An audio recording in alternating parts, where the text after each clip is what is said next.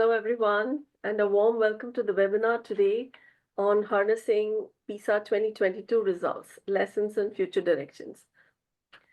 It's an important topic currently as the world grapples with addressing and reversing learning losses from COVID, but also it's important for building learning competencies needed for advanced knowledge and skills. We cannot underestimate the importance of student learning assessment in improving the delivery and quality of education systems, and in ensuring that in tracking learning assessments, we are able to reap the benefits, the economic and social benefits of investing in education. PISA has long been an important international benchmark, almost like a gold standard for assessing and comparing learning achievements across different countries. We have a very eminent group of speakers today to join us in deliberating on how to use PISA results and to identify next steps and future directions. To start the proceedings, I request Ayako Inagaki to give her opening remarks.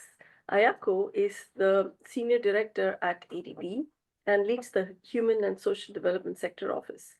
Ayako has an extensive track record of over 30 years in the sector and recently been engaged in emerging and cross-cutting issues affecting education, health, and social protection, post-COVID-19 recovery, digital transformation, and climate change.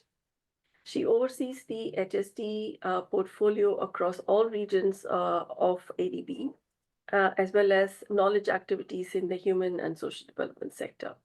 Over to you, Ayako. Yeah, thank you. Thank you very much, Shanti. And good morning and good afternoon to everyone.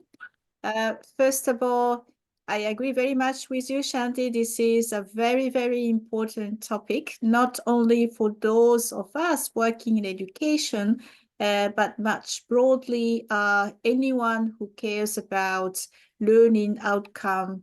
And at the end of the day, it's really the life of our next generation, this generation, and the future generations to come.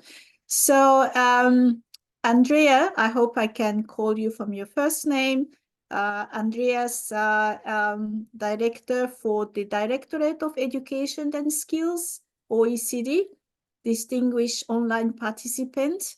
Again, on behalf of the Asian Development Bank, I'm pleased to welcome you all to this ADB-OECD joint webinar, Harnessing PISA 2022 Results, the Lessons, and the Future Direction.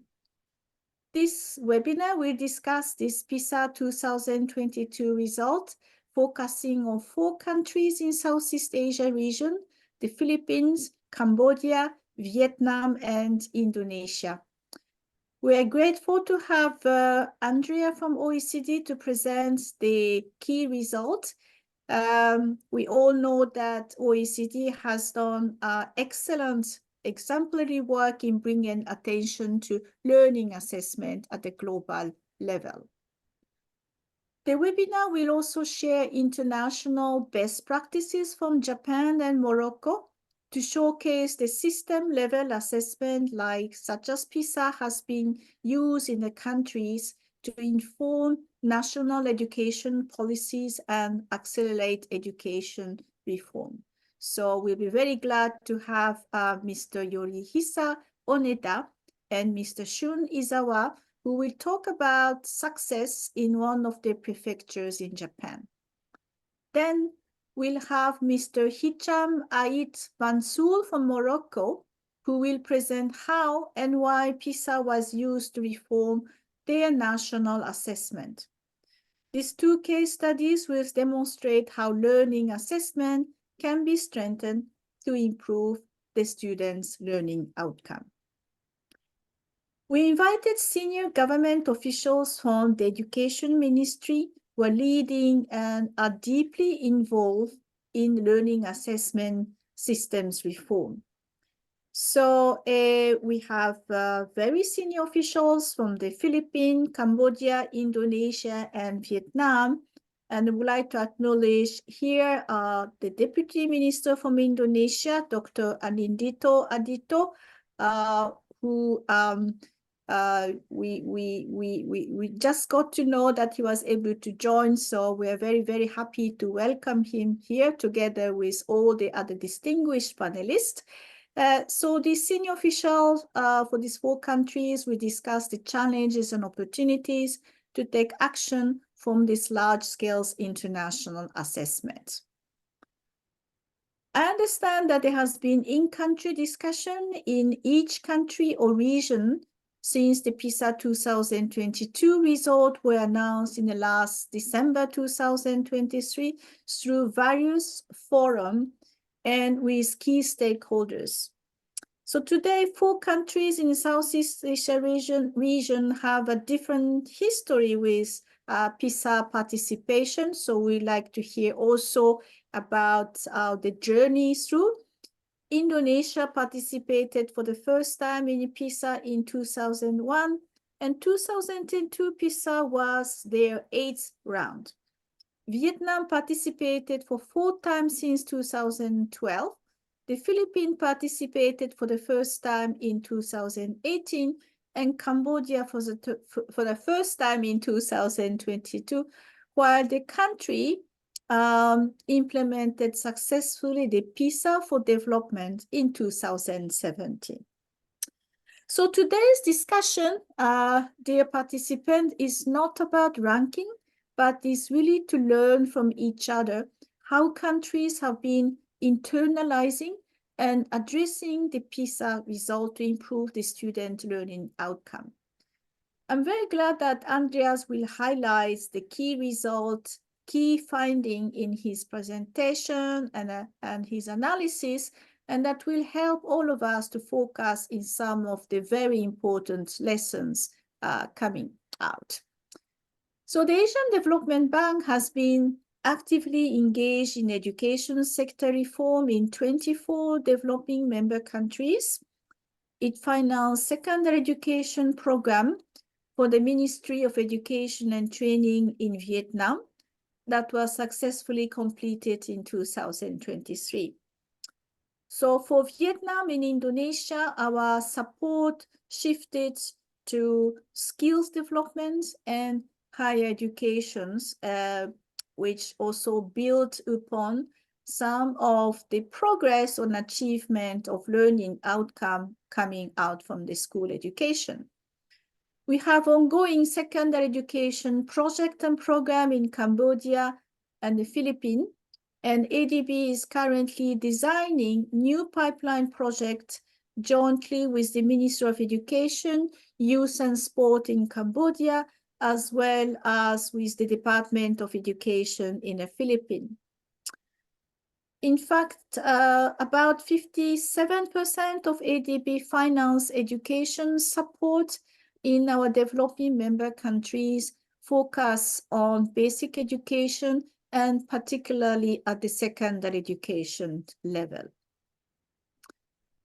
So in the context of the global learning crisis, which was aggravated by the COVID-19 pandemic, almost all the DMC's government committed to address learning loss and recovery as urgent priorities and reaffirmed their commitment to SDG Goal 4. Ensuring adequate learning competencies, particularly at the middle and the secondary education level, is crucial to build a growing cohort of students completing the full school cycle and going up to higher education, or even look for another stream focusing on technical and vocational education. So similarly, adequate focus on science, technology, engineering, and mathematics skills at the secondary stage will contribute to strong STEM participation at the higher level. Greater quality and integrated innovative solution with higher impact will be the focus of ADB in its support in education in the future. And as such, we value very much the knowledge partnership with OECD as well as other partners it has become growingly important for ADB as well as our client developing member countries. So I do hope that this webinar will strengthen this knowledge partnership to contribute to the ongoing future education reform for our DMCs. Shanti and Yumiko confirmed that we will make this panel discussion that is coming up interactive among the panelists and the online participants as much as possible. So I hope that will be lively and a fruitful discussion during the seminar. And we look forward to take the joint action with the 4 countries as well as OECD after the seminar. Thank you very much. Thank you. Thank you so much, Ayako, for those words, welcoming words. We now welcome Andrea Schleicher from OECD, who will give some opening remarks and make a presentation on the findings from the 2022 PISA results. Andrea Schleicher is Director for Education and Skills at OECD. He really needs no introduction. He's a renowned figure in global education circles. He brings the depth of technical work combined with policy dialogue to education authorities globally and supports research, policy directions, and practice on student assessment. But he also leads the discourse broadly on education quality. I think I first met Andreas, I think in 2010 in Bali at a World Bank event, and we had the privilege of welcoming him in ADB at the Eminent Speakers Forum. And he has been on various webinars with us. We're super delighted to welcome him again. Thank you very much for giving us time. We request you to consider speaking for about 25 minutes or so. So we have some time for Q&A from the audience. And the audience, please put in your questions in the Q&A function so that we can monitor and take them forward with Andreas later. Thank you again, Andreas. The floor is yours. Thank you so much, Shanti, and thank you so much, Ayako, for the kind introduction and for ADB to host this webinar. As you put it, Ayako, assessment has become the cornerstone for improving education. We cannot improve what we cannot see, and assessment makes the invisible, the quality of learning, somehow visible and therefore tangible for public policy. But, assessment is always a start. How do we make sense of the data that we see? What do we do about it? What can we learn from other countries that have acted prior to us? Those are the bigger questions. Assessment is the starting point, but leveraging it for policy, for practice is really the key. And I do think this webinar is a great opportunity to discuss this. And the Asian region is sort of the most incredible experimenting ground for education policy. It provides some of the, or actually the world's most advanced education systems, and at the same time others that are still on their way, sometimes on a very rapid way of improvement. So it is really, I think, a very interesting kind of context to discuss evaluation and assessment. Let me share my screen if I can, and to share with you some of the results. First of all, a word about the PISA assessment itself. It is the largest and most comprehensive global assessment of learning outcomes. 81 countries and economies taking part, and you can see here the Asian region is actually quite well covered. The newcomers in this round of PISA were El Salvador, Jamaica, Mongolia, the Palestinian Authority, and Uzbekistan. Every time PISA accepts new members. Let me also say a few words about what we assess in PISA. At the focus of this last PISA assessment was mathematics, although we always also look at science and reading, problem-solving skills, and a wide range of competencies that are important. But PISA looks at some of those subjects in quite different way than what you might be used from your national assessment. So let me talk about this a little bit. We are less interested in PISA simply whether students can reproduce mathematical content, have they learned a formula and can repeat it. We're less interested in that because often you can look those things up with, Google or ChatGPT these days. The focus of PISA is really on can you think like a mathematician? Can you reason mathematically?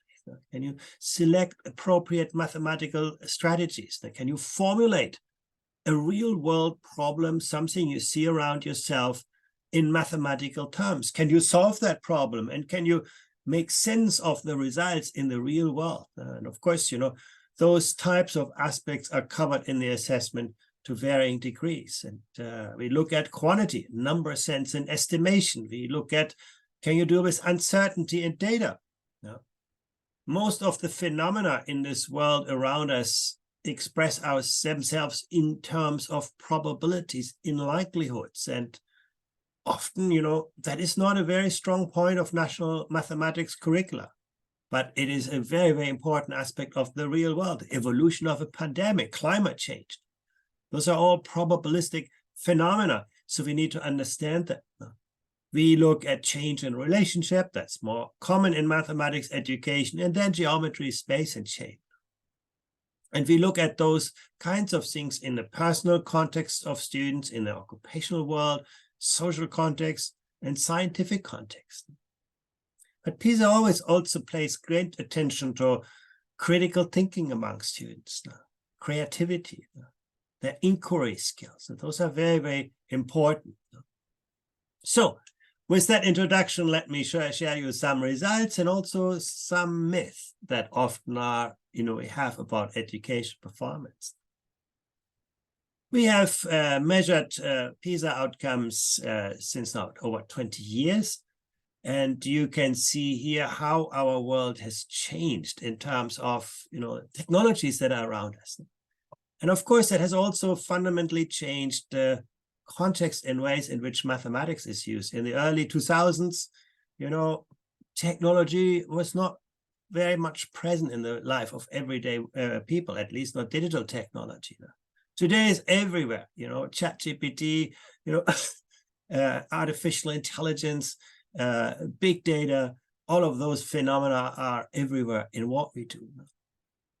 And that makes, our capacity to think like a mathematician, to deal with advanced mathematical concepts so critically, so important. But when I look at this, before I come to Asia, in the OECD context, actually learning outcomes have remained pretty flat over those last 2 decades. In fact, we've seen a significant drop since 2018. And it's tempting to say, well, that's just the pandemic that has disrupted education. But if you're honest, that's just part of the decline, part of the story. We have to look deeper. But what's also interesting that when you see a decline, on average, it doesn't mean everybody declines. In fact, there have been a number of countries with quite impressive improvements. You can see over those last decades how Singapore has moved from good to great. You can look at Macau, you look at Japan, and those are education systems that have kept improving. And if you look at Viet Nam, is now basically at the level of the OECD average, a very impressive education system in South Asia. Other systems, Malaysia was on a good track of improvement, but has seen a disruption of its educational outcomes, now moving backward. Indonesia, you could say maybe the improvement is not so impressive, but look at this. In 2003, when we started in mathematics, only 46% of Indonesian 15-year-olds had a place in school. Now it's 85%. So Indonesia is an example of a country that has actually mobilized a lot of young people to give them a place in school, and at the same time, kept its educational standards up. That's in itself an impressive outcome. So we need to look at this. You can look at, Cambodia making headway. So you can see actually the evolution is really, really important. But again, that's the surface of the assessment. That's where we stand and where we come from. Let's have a look at some of the things that are really relevant for policy. There's a lot of variability in learning outcomes that we see. And we need to often ask ourselves, where does this variability come from? And we can drill down. We can look at the extent to which performance variability happens between schools, There's a large gap between high-performing and low-performing school. And if that is the case, then policy action should focus on school performance. And we often see that, we look at that. It's easy for public policy to grasp. No? But often there's also a very large degree of performance variability within countries. And that's the part that is often harder to detect, harder to see, harder to act on. If you have a large variability in student performance inside your classroom, how do we deal with this now? And you can see, for example, here in the case of the Philippines, in the case of Cambodia, in the case of Indonesia, actually school performance is not so different. There is not that much of performance variability between schools. Those systems have actually been quite good in keeping standards fairly similar among schools. But you look inside schools, there's a lot of hidden variation. And that means really, in this case, addressing school performance is not so relevant, but it's really about empowering teachers to embrace the diversity they find in their classroom and engaging with that. So that's the first way how we can actually take away we can have. If you're in Vietnam, it's a slightly different story. There is more performance variability between schools. So yes, it is important to identify underperforming schools and redouble the effort to actually support those schools. How can we do that? The first thought always goes to money. And without assessment data, we often think money is the only solution. We need to just invest more. But look at the relationship between spending per student up to the age of 15 on the horizontal axis and the quality of learning outcomes on the vertical one. You can see, yes, for countries on the left side, and many countries in South Asia are on that side with still very limited investment in education. Money matters a lot. But on the right side of the chart, well, not so much. You can look at Brunei and Singapore. They're both high spending education systems, but Singapore, excels in learning outcomes, and Brunei is still a long way to go. Very interesting if you compare, the Philippines and Vietnam, they spend relatively little on education, but Vietnam still, does better or at the OECD average. So again, money is important, particularly for countries on the left in South Asia. Increasing investment in education is critically important, but at the same time, it's no guarantee how we deploy the resources. How do we, prioritize the quality of teaching over the amount of teaching? How do we attract the most talented teachers into the most challenging classrooms? Those are the bigger challenges. And it's not just visible in money. We can also see the same thing when we look at learning time. You can see here in blue the hours of learning in school, and in green the hours of learning out of school. That could be, tutoring and so on. You can see huge differences across countries. You can see here in the case of Mongolia, students spent more than 40 hours of learning. In Morocco, it's close to 50 hours. And then on the other hand, you look at Korea, it's, just about 35 hours or less. Huge differences in the volume of learning time of students. But when you look at productivity, how much do students learn in every hour? You can see in the case of Korea, students learn a lot in very little time. The education system is very efficient in using its resources effectively, whereas in Mongolia, students spend a lot of time and learn relatively little. So it's not always about the quantity of money or the quantity of time.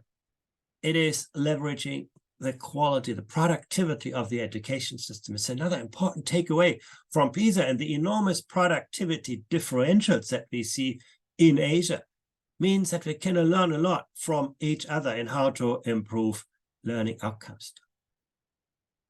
Well, let's talk a little bit more about what we can learn from high-performing education systems. The first thing that we see is that in all of the South Asian countries that I'm highlighting here, actually staff are short in supply. These countries have difficulties finding good teachers. It's not the case in Singapore. Singapore has made the teaching profession extremely attractive. It pays its teachers really well, but it also provides a very attractive working environment and has created a quite important social status of teachers. Whereas you can see here in in Cambodia, in Vietnam, the Philippines, and to some extent in Indonesia, it's actually hard for principals to find qualified teachers. More can be done, as PISA shows, to improve the attractiveness of the teaching profession. And that really matters. What the PISA data show is where there is a lack of qualified teaching staff, learning outcomes are not so great. Where there's a lack of assisting staff, learning outcomes are not so great. Education material matters. The physical infrastructure of schools matters. The digital infrastructure of schools matters. So moving forward in education, according to PISA, really shows that resources, the quality of resources, make a real difference. These days, we talk a lot about digital resources. The pandemic has woken up schools to the digital world that is radically transforming learning. Let's have a look at that again in the light of PISA outcomes. The first thing that we can do is ask ourselves, how much time do students spend on digital devices in school? We can look at the blue bar. That's basically the time that teachers provide structured access to digital devices, learning through digital devices. And then we can look at, devices that students use on their own for leisure, using their smartphone. And you just look at the green part. It's in many countries, also in South Asia, is in ADB region, is very, very large. Look at the Philippines. Students are almost at the top of the distribution among the countries in terms of students using a lot of time with their own smartphone at school. Indonesia, a digital country. Students are very, very active on their own, to some extent also in the classroom by their teacher. And a little bit less in Vietnam and a lot less in Cambodia. Now, is this a good thing or a bad thing? Well, you can leverage assessment results to find out. Not necessarily in terms of cause and effect, these are all correlations, but look at this. Here you can see on the horizontal axis the intensity of technology use, and on the vertical axis on the performance in mathematics. And I want to, make one important distinction. When technology is used for instruction by the teachers, through the teachers, we can see that the relationship between time spent on devices and learning outcomes is more or less constant. Some teachers do an amazing job using technology, others less so, but it averages out. But what we see is when students use their smartphone in school for leisure, that's not a great thing. The more they use their smartphones in school, the worse the PISA outcomes. So there's an important distinction to be made. It's not about technologies, but how we leverage it. Do we leverage it systematically for instruction? Some countries in the ADB region are really good at that, or do we simply ask the students or let the students use their devices, in which case it leads to disruption. And in fact, we've measured that. We have looked at the share of students who feel distracted from using digital devices in mathematics lessons. If you look to here, Brunei, Vietnam, Cambodia, Indonesia, maybe it's not such a large share, but if you look to the Philippines, over 40% of young people say, I get distracted by my own smartphone, or I get distracted because my classmates use their smartphones. And the likelihood increases quite dramatically with time use. So distraction is a real issue. And actually, I should be, straight with you, that effect is larger than the effect of school closures during the pandemic. And the pandemic is over, hopefully, but this phenomenon remains with us. So the question is, what can policy and practice do to leverage the potential of technology while mitigating some of the risks? We looked at that as well with PISA. You can see actually, whatever teachers negotiate with their students on smartphone use is not very effective. We can't measure any statistically significant effect. The policies that school leaders establish don't have much of a relationship. The only thing that reduces the negative effects is a ban on smartphones. That's the red bar here. But then, you know, you have to ask yourself, do you want to go that road in a world where we need to introduce young people to technology? So what I'm saying here is simply that we need to think about those questions much harder. We cannot ignore them. It has an effect if students use their smartphone. How do we deal with this? How do we regulate this? What kind of environment we do? Because our data also show it's not just a matter of, you know, lowered mathematical performance. We see that students who feel dependent on their smartphone are less happy with their lives. They have poorer control over their emotions. They are less resistant to stress. So looking at those kinds of effects is really important. So we could end the story here and say, yeah, now we know how well education systems do in academic achievement. And isn't that the main purpose of education? Well, it is a main purpose, but there are many, many other dimensions of educational success that we need to look at in these days. And PISA actually is looking at them beyond academic performance. Psychological well-being. Do students experience positive emotions? Are they happy with their life? Do they believe their life has meaning for them, has purpose? This is not just a side effect. It's a very important outcome of education. Students' agency and engagement. Are students just passive consumers of learning content, or can they mobilize their cognitive, social, emotional resources? Can they take action? Can they reflect on what is my role in this world? What can I do? Their resilience. Can students withstand stressful situations? Can they reinvent themselves in a new context? Resilience is important. The engagement with schools. Are young people taking school seriously? Do they invest their effort in this? Do they help their teachers create a productive learning environment? And we don't live alone in this world. The quality of social relationships, my relationships with my classmates, with my teacher, with my parents, with society, engagement in communities, quality of social relationship. You know, every employer today tells you, yes, you know, come with a good academic degree, but also, you know, show me that you can work with people who are different from you. Show me that you can take responsibility, mobilize. School leisure balance. Can students, you know, do things beyond school, engage in sports and cultural activities? And finally, you know, are young people open to different ways of thinking, different ideas? Can they appreciate different cultures? Are they open to the world? So there's a lot more than academic achievement that we can look at. Let me show you this in a little bit more detail. Think about Singapore. Singapore gets, you know, 10 out of 10 points in terms of academic achievement. It is the star performer on the PISA test. Now, much better than the OECD average, which is the little blue dot that you can see on the slide at 7. But again, that's only part of the story. If we drill down, we can see, for example, Singaporean children are not so happy. Psychological well-being is not so well developed. Emotional resilience. Students, you know, are doing well in the context in which they are, but if they have to, you know, get into a new context, reinvent themselves, that's not a great strength. The school leisure balance is not well developed. Students are very much consumed by school, by learning activities. So, yeah, you can say Singapore is the world's most advanced education systems when it comes to mathematics, but, you know, there are certainly areas of improvement that assessment can reveal and highlight. Let's look at another country here, Cambodia. The yellow bar is very short.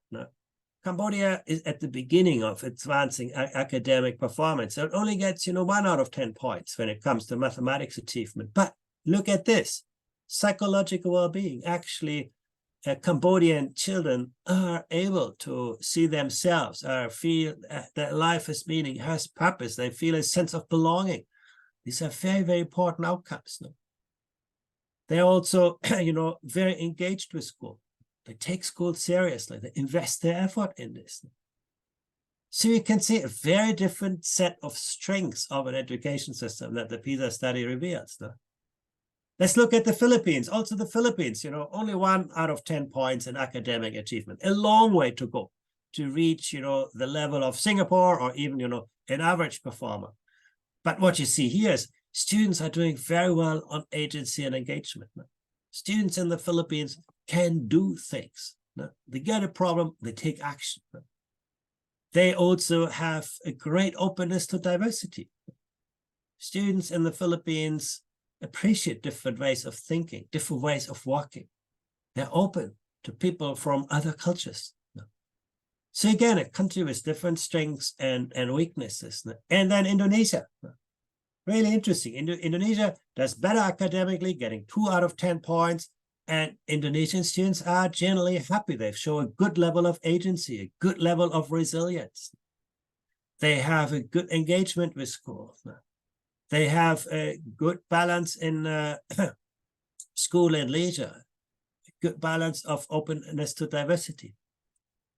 And then finally, Vietnam. It's actually perhaps their most compelling systems. Vietnam gets very, reasonably strong academic performance. The yellow bar is long, but almost all the other colors are also quite long.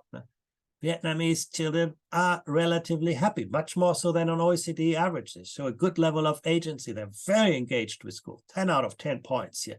Strong social relationships, good school leisure balance. So what I'm highlighting here is we need to look at the holistic picture of learning outcomes and then act on them. And I know from my experiences, I was just in Japan. Japan is taking this area of social emotional development very seriously. It's actually a lot of really interesting efforts of students and schools are no longer just about improving academic performance, but improving the whole picture of cognitive, social, and emotional outcomes. We can look at some of this in more detail, student sense of belonging. This is something where Japan and Korea have actually achieved a lot. You can see actually students in those countries feel that school is a place where I belong, where I find meaning, where I find purpose, where I relate well to people. At the same time, you can see here in Brunei, in Cambodia, Philippines, Thailand, there's still a long way to go. Often school is a place where students go to learn something, but not where they feel they make meaning, they belong.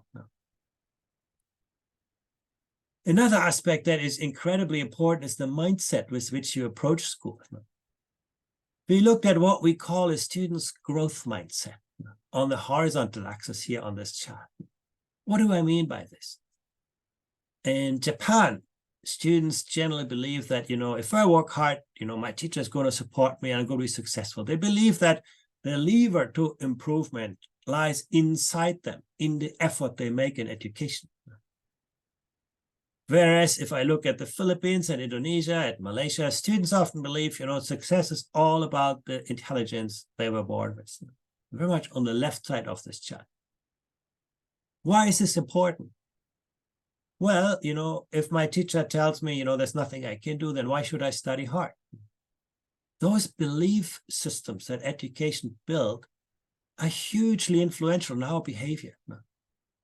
And they are hugely influential on success. You can see here on the vertical axis, education systems that are doing better on developing a student growth mindset generally are much stronger academically. So we can learn a lot from each other also by just looking not only at the outcomes of education, but at the beliefs and mentalities that education creates. If you have a student in your classroom who's not doing so well and you tell them, well, actually, that's okay for you. Well, you destroy that growth mindset. You tell that student, you can't do better, don't even try. Or if you tell a student in your classroom, you're not doing well and actually, that's not good, then you're not helping them to develop a growth mindset. If you tell your student, well, it's not great, but it's a little bit better than what you did yesterday, you made really some good progress, that's how you help the students develop their growth mindset. And again, what you can see here is that is something that really matters. So the instructional environments, instructional climate are areas that we need to really look at.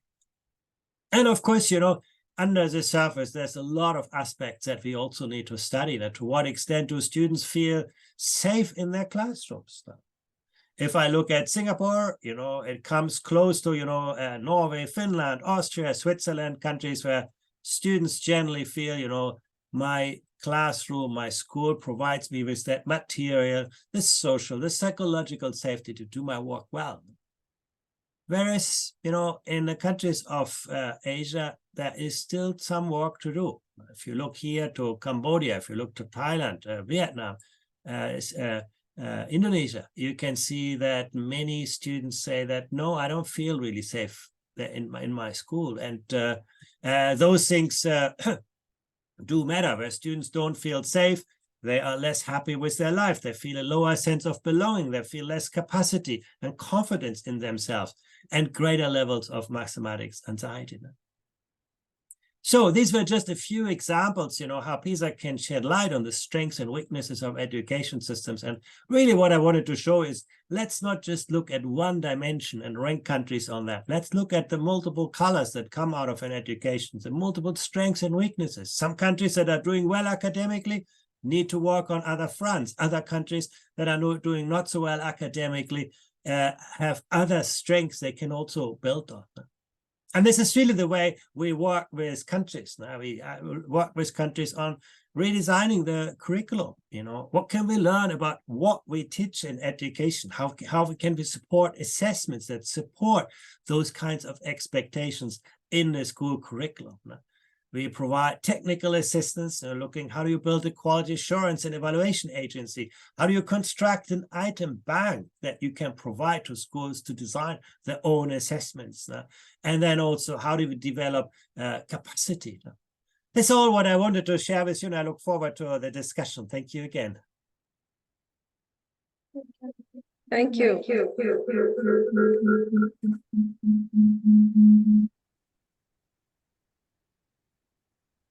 I'm muted.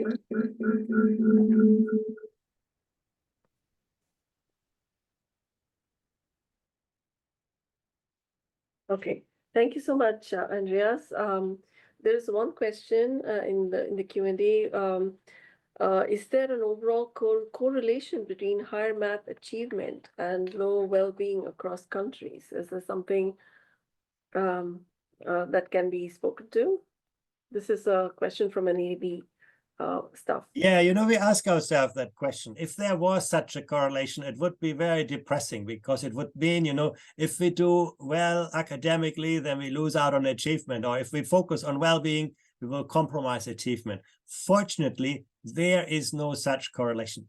We have some education system, if I look at, you know, Singapore and Japan, where you can say, yes, strong academic performance, but relatively low well-being.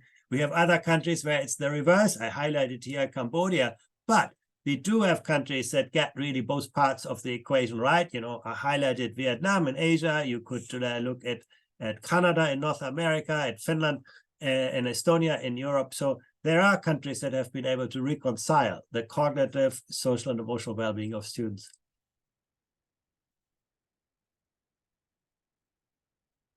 I think you're on mute, Shanti. Shanti, I think you have microphone. Yeah, okay. Can you hear me now? Yes. Okay. This is about the growth mindsets and math performance. It's really quite incredible. It's a very steep curve and showing a very positive correlation. So if we were to really encourage through partnerships with ministries and with schools and policymakers to really inculcate this, are there any insights on how this can be built into systems? How do we, make sure that education systems are really promoting growth mindsets in a way that then translates into such fantastic, positive correlation? Are there any examples that you can share on how this has been done in a sort of successful way, or what kind of approaches would lead in that direction? Yeah, a very interesting question. You know, cognitive psychologists actually show us that it's not very difficult to teach growth mindset. You know, it's actually so much harder to teach you algebra or calculus than to teach you growth mindset. We spent a lot of time to teaching algebra and geometry and calculus. The problem is that we often don't look at growth mindset. We do not even conceptualize as something that we can teach and learn. And that's where the problem lies. We don't make it visible. Right? PISA is one of the rare efforts where we actually show the growth mindset of students. Often we assume, it's somewhere hidden in the corner, or we do not see the power of its achievement. There's actually very strong evidence that with only 10, 12 hours of instruction, you can change that mindset among students, but most importantly, among teachers. As a teacher, do I have that belief that every student can learn, that every student can make progress? Now, do I encourage that progress in a systematic way? Now, do I, raise the bar for all students? Now, encouraging growth mindset has a lot to do with, cognitive demand on students, being very ambitious, very demanding, but at the same time showing my support. I recognize and I support the student learning growth.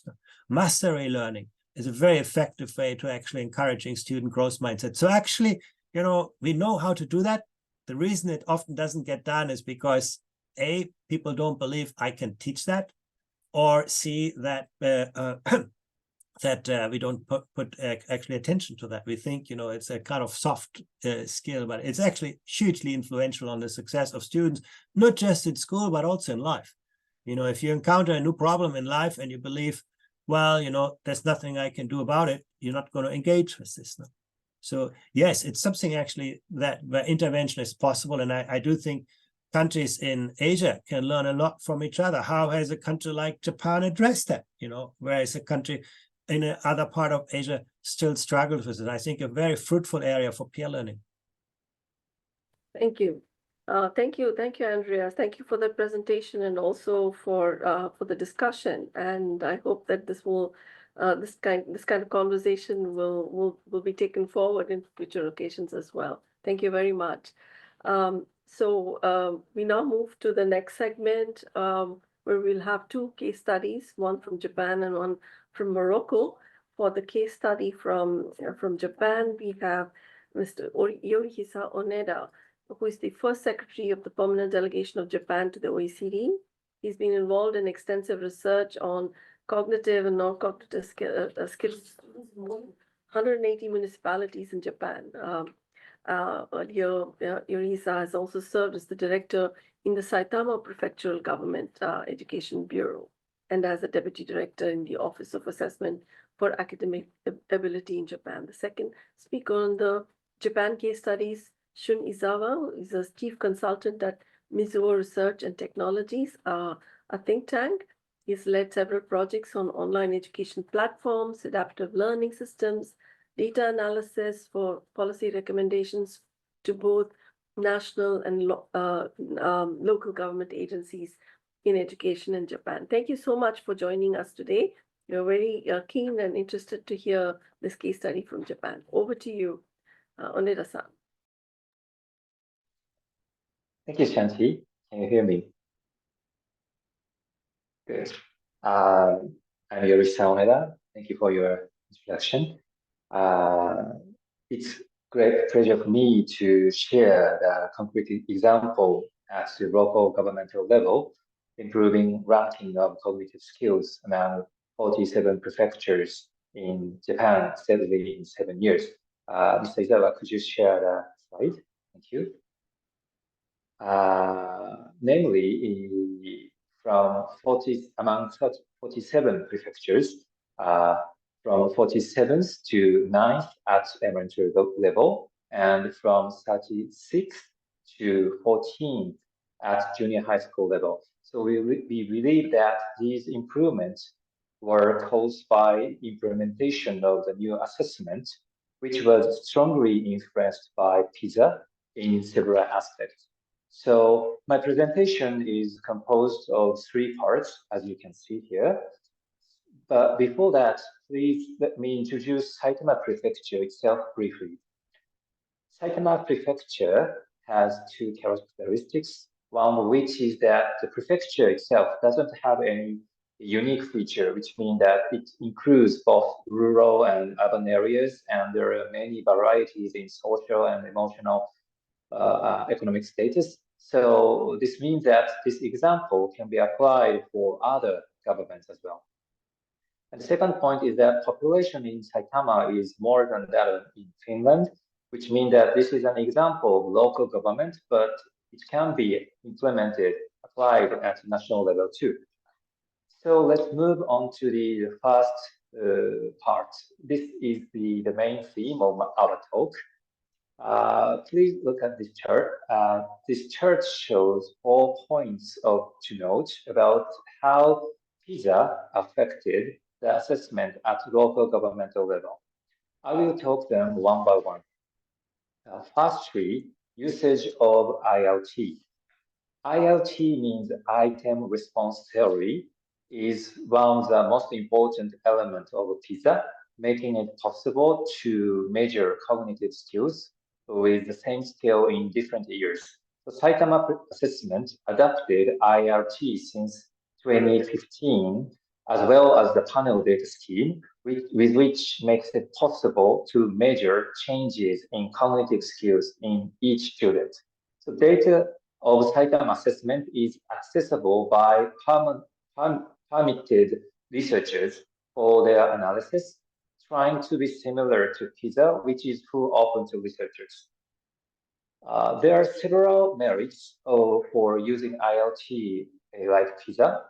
Firstly, at student level, we can track the improvement in skills of each student year by year using the dashboard you can see.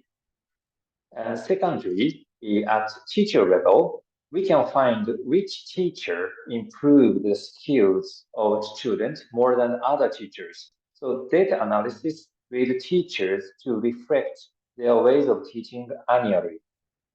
This usage of data is not interrupting the professionalism of teachers, rather supporting the professionalism of them.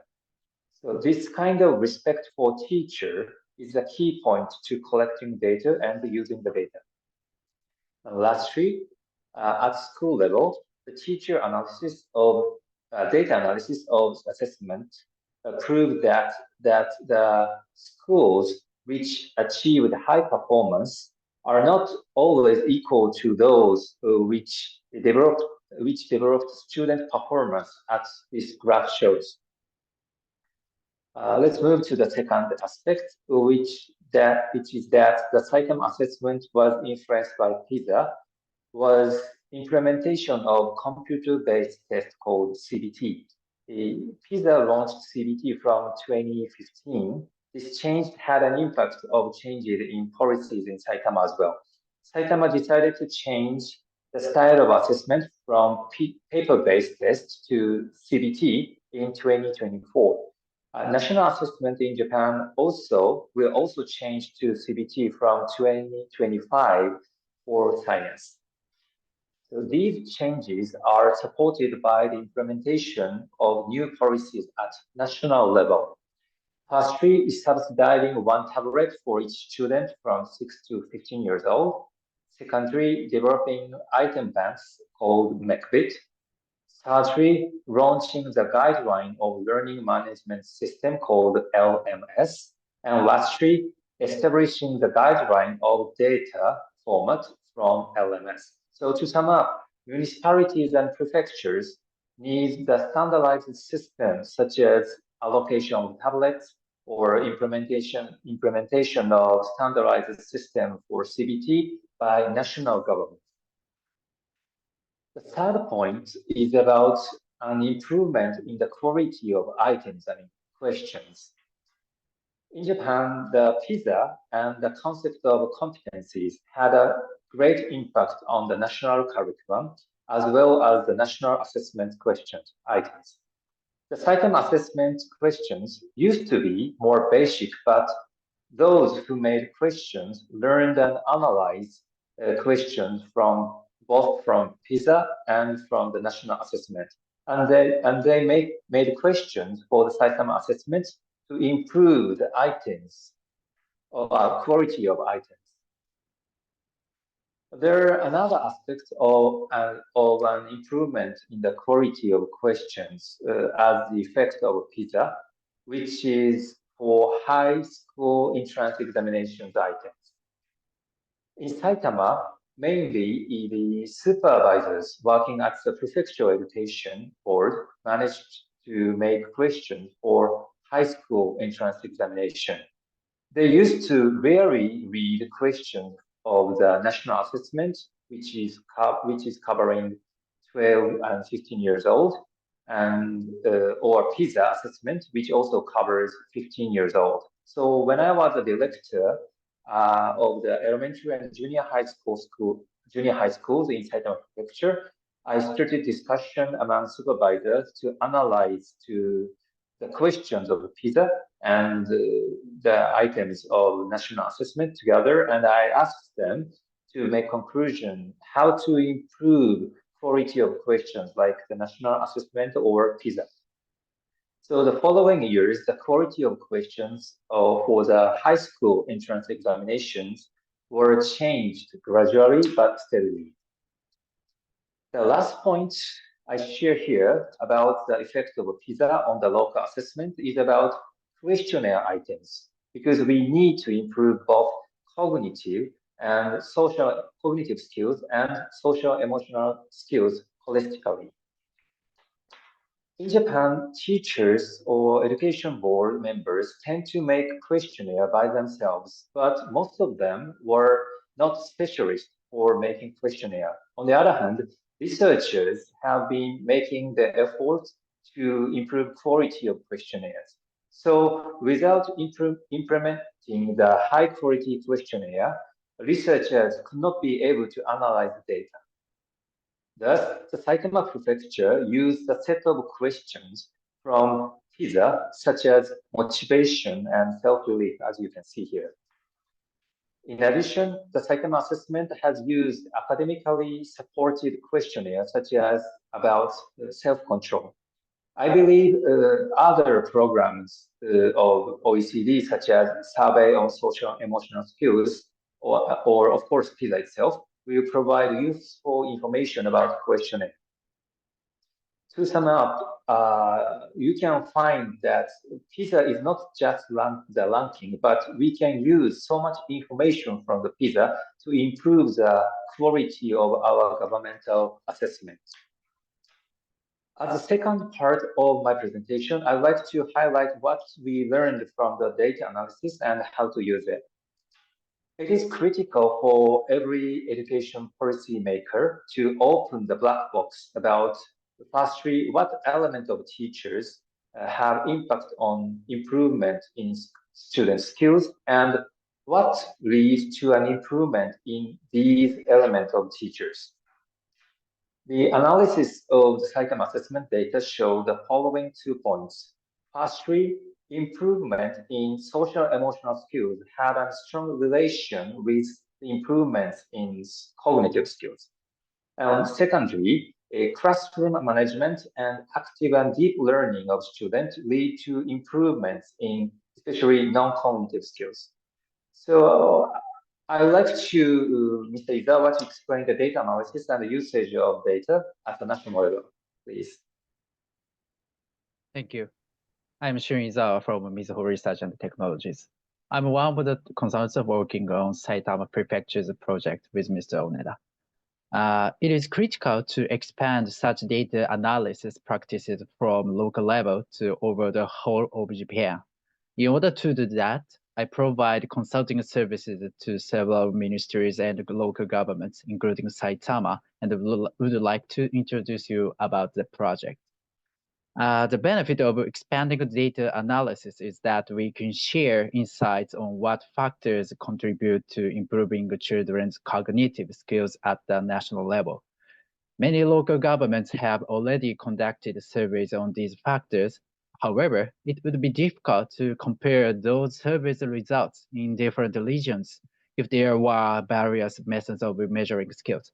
Therefore, it is important for each local government to measure cognitive skills with a common scale, collect high-quality data, and expand same data analysis practices as OECD does in PISA globally. When the quality of data becomes consists in many local governments, we can share the insights across different regions that improve students' skills, such as teaching methods and classroom management at the national level. Many teachers and officials are very interested in both learning and sharing their recent insights with other regions. In conclusion, I believe that it is quite important to promote data analysis practices like those in Saitama for not in respective region, but in various regions.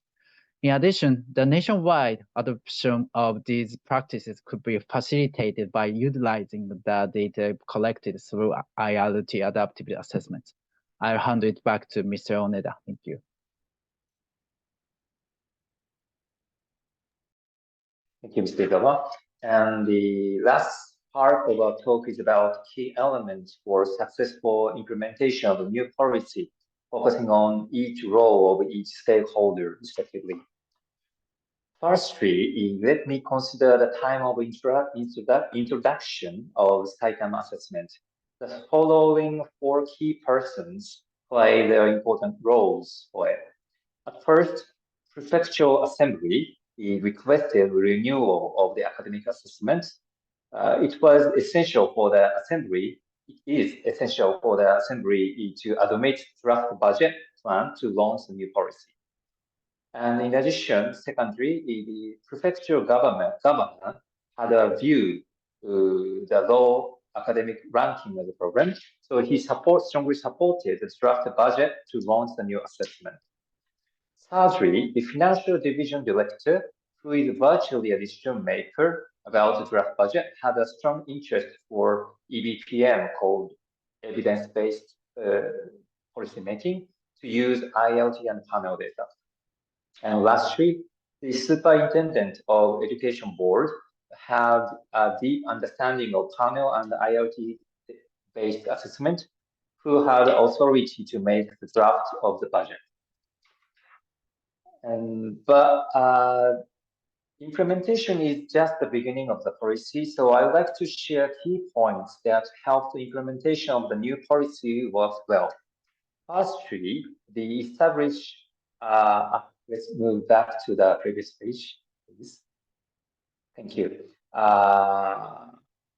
The first we established the right pillar which means that when we talk with teachers, we need to emphasize the importance of growth of students by teachers and schools, rather than emphasizing the evidence-based policy or not to pointing out raw ranking itself.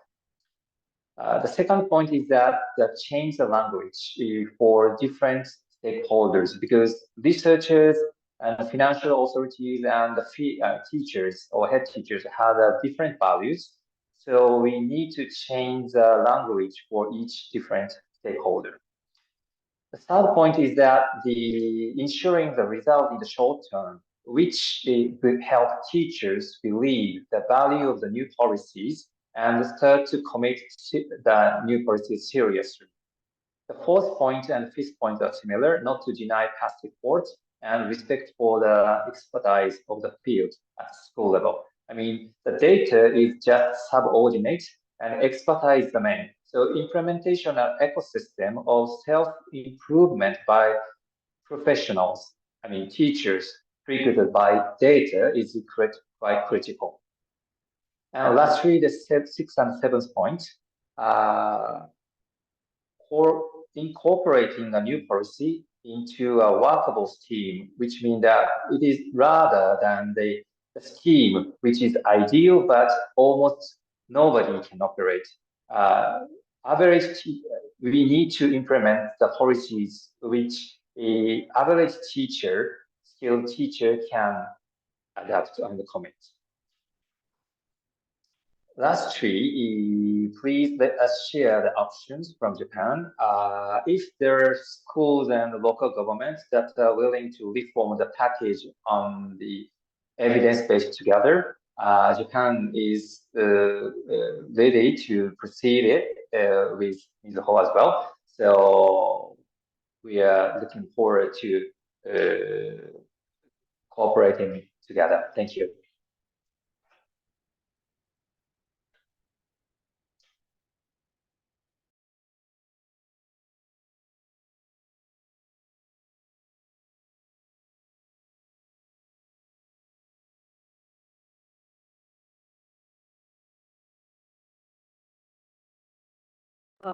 Really enriching experience from Japan. I think what you're case study shows is that we really also need to localize the analysis and understand the local conditions. I really like the point you said about throw a ball that even an average football player can kick or an average teacher can run with. So really highlights the importance of understanding local conditions and making things accessible for all. We had another case study on Morocco, but the panelist is not yet able to join. So we will move to the country discussions. We are very delighted to welcome 4 countries to respond to the presentation so far and also speak to some of their own priorities and also activities that they have underway. So we have Cambodia, Philippines, Indonesia, and Vietnam joining the discussions today. So we will start with Indonesia, as understand that the panelists will need to leave soon. We're very delighted to welcome you to our webinar. Mr. Anil Tomo, Selamat Hari Raya Idul Fitri. You're very happy that you're able to join this webinar, even though it is, Eid celebrations today. Mr. Anindito Aditomo is the Deputy Minister for Educational Standards, Curriculum and Assessment in the Ministry of Education, Culture, Research and Technology in Indonesia. You have very strong track record on this topic, and many thanks for joining today, and over to you. Thank you so much, Shanti. I hope everyone can hear me. Good afternoon, good morning, everyone. Eid Mubarak as well to those who are celebrating. Thank you very much for the opportunity to be in this panel. I was given several questions to answer, so let me just address the first one, which is about how in Indonesia we use the PISA results in policy making and education. Indonesia is indeed a long-standing PISA participant. We have consistently participated in every cycle since the first PISA cycle in 2000. So there is long-standing awareness among some policymakers in Indonesia, particularly in the research and evaluation unit in the Ministry of Education, about the importance of measuring and making visible the quality of student learning. This is something that Andreas also underscored in his presentation.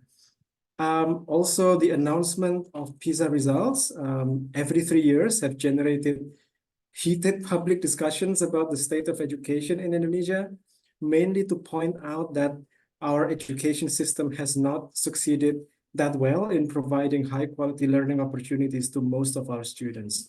So PISA has contributed to public awareness on the quality, or rather the lack of quality in student learning in Indonesia. However, prior to 2019, PISA was never incorporated into government planning. So even though we had the data, we participated consistently, and PISA is talked about every 3 years, the results were not actually systematically used to inform policy.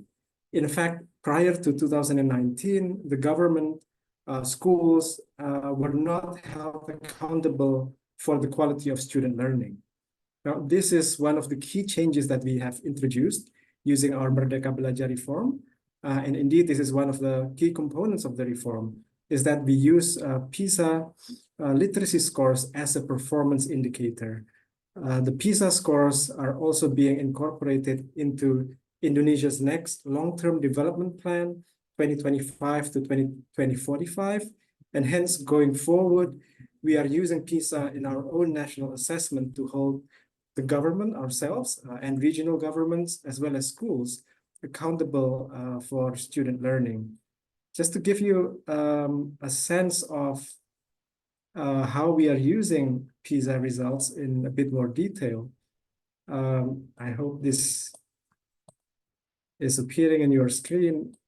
So this is the theory of change in a nutshell of Merdeka Belajar, our current educational reform.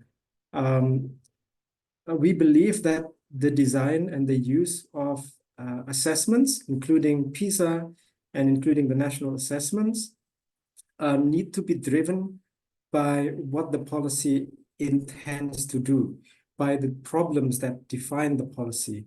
And in Merdeka Belajar, the key problem or the key objective of the policy is to shift the national education system from one that has been quite successful in providing access to schooling. Again, this is something that Andreas mentioned. We have enrollments, doubled the enrollments of 15-year-olds since the year 2000, for example, more than doubled, I think. But we want to shift that to become a system that can provide high quality learning opportunities for all students. And that means we need to align all aspects of the education system towards student learning. And we define learning as competencies which are essential for students to become lifelong learners and productive ethical citizens.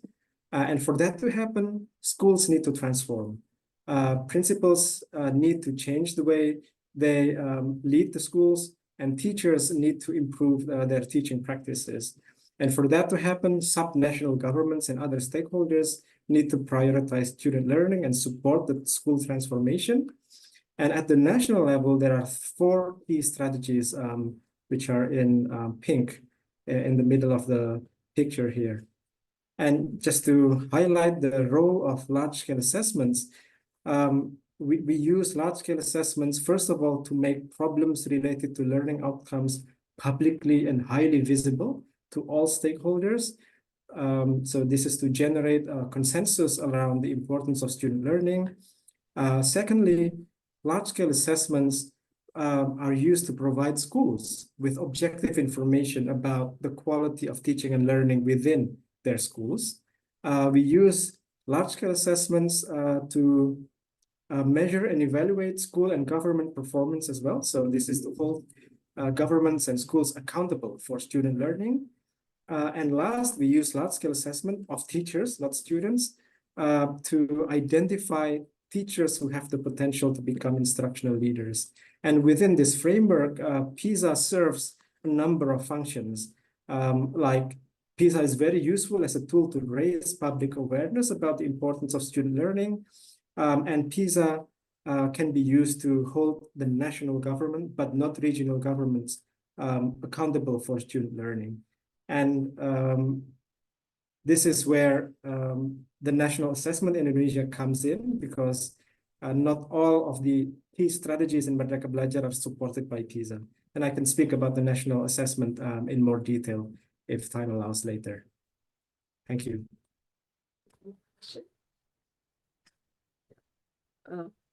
Thank you. Thank you so much, Mr. Anindito. If I can follow up with a question to you, you mentioned making problems highly visible and also complementing PISA with national assessment. So, I mean, given that, and you also mentioned increasing, the enrollments, like scaling up enrollments. So in order to achieve quality at scale and raising the bar for quality at scale, so in addition to, how do we look at student learning assessment as a tool to complement other quality parameters to bring holistic changes in the quality direction? So if you could share some thoughts on how student learning assessment combines with other quality parameters to improve the overall performance of the system at both national and decentralized levels. Yeah, that's a really important question, Shanti. First of all, assessments are key to make the problem visible. So it's actually a necessary key component in the initial phases of the reform. And I think PISA serves that function very well. We participated for 20 years, and there is a general consensus in the public that we need to improve quality, right? That's been a general sentiment, a strong sentiment nationally.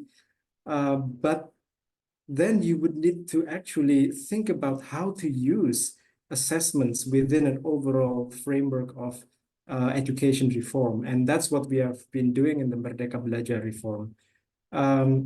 So we are holding schools and governments accountable. So first of all, we need to make sure that what we measure in the assessments are actually the things that we value, the things that we want to change, want to improve through the different aspects of the policies. And second, we need to ensure that the results of those assessments are used as feedback for planning at the school level, planning at the regional and national levels, and then to use some aspects of those results to hold us accountable for improvements or lack of improvements in those key metrics. And then, of course, you would need to have different aspects of teacher training and empowerment, providing teachers with the autonomy, the trust to be able to make professional decisions that are contextualized to their schools and their students' needs. You would need technology to scale up anything that you do. We have a digital platform called the Rapor Pendidikan that provides schools with personalized results of the national assessment. So after around 2 months after the national assessment, schools can log into the system and then they can see the results for their own school compared to last year and the previous years, compared to other schools in the district, compared to schools at the national level who are serving students with similar socioeconomic backgrounds, for example. And not only that, the digital platform is linked to a teacher-facing platform that provides recommendations specific to the needs, to the areas that need improvement for those schools. And hence, my school would be recommended to, the teachers in my school could be recommended to attend seminars or training with regards to a growth mindset, for example. But a different school might be recommended to engage in ways to reduce bullying, because that's the main problem in that school. So it's a very tailored and personalized use of the national assessment, and that requires technology. Thank you. Thank you so much. Thank you so much for your thoughts. And I think these are very valuable as large countries look to implement quality improvement reforms. Thank you so much for sharing your thoughts and for being with us today, despite it being a festival day. Thank you so much. Thank you very much. And let's move to Cambodia. Mr. Kreng Heng is the director of Department of Scientific Research and Secretary Team to His Excellency Deputy Prime Minister and the Minister of Education, Youth and Sport. He has extensive research interest in student assessment, school effectiveness, STEM education, and R&D in higher education. Very extensive background relating to education. So Cambodia has participated in PISA over 2 rounds. I mean, having heard the speakers like both Andreas as well as the case study from Japan, it would be great to hear your thoughts on how you consider the results from PISA for Cambodia.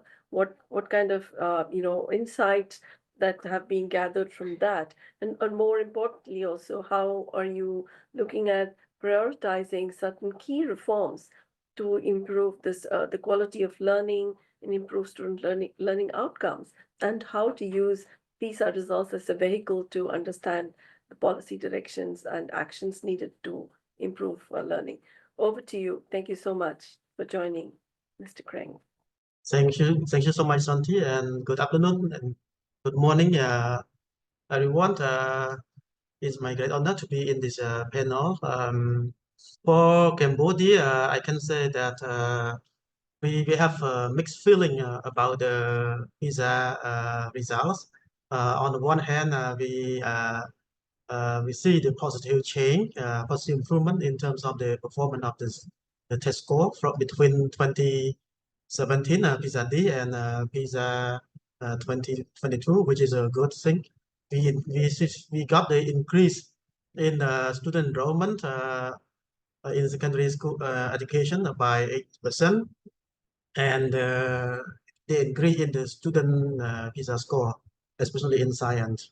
But on the other hand, we saw many challenges that we have to take into account. And after listening to the presentation by Andrea and the case study of Japan, we share the idea that holistic school reform is very important.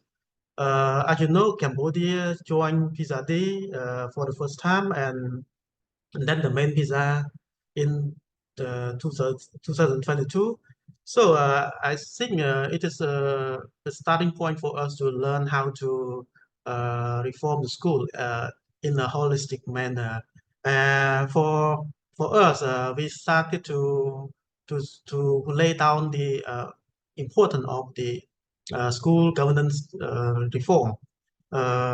We started to move from a policy. We have many phases of reform actually, from the policy reform and then to the school reform. So now our approach is that we want to see that school governance is strengthening through empowering the school principal, quality of teacher, learning time, and curriculum participation, curriculum development, textbook review, and community participation. I would like to highlight in here that our intention to join PISA is not to compare, because as you know, Cambodia cannot be compared with Japan or Singapore due to the socio-economic differences. We have a majority of schools which are located in the rural area. Our students more considered right now disadvantaged background in terms of the socio-economic index. So there are a lot of things that we have to do. So we are not comparing, but we are looking at our own performance. So PISA result will be the reflection of our education system.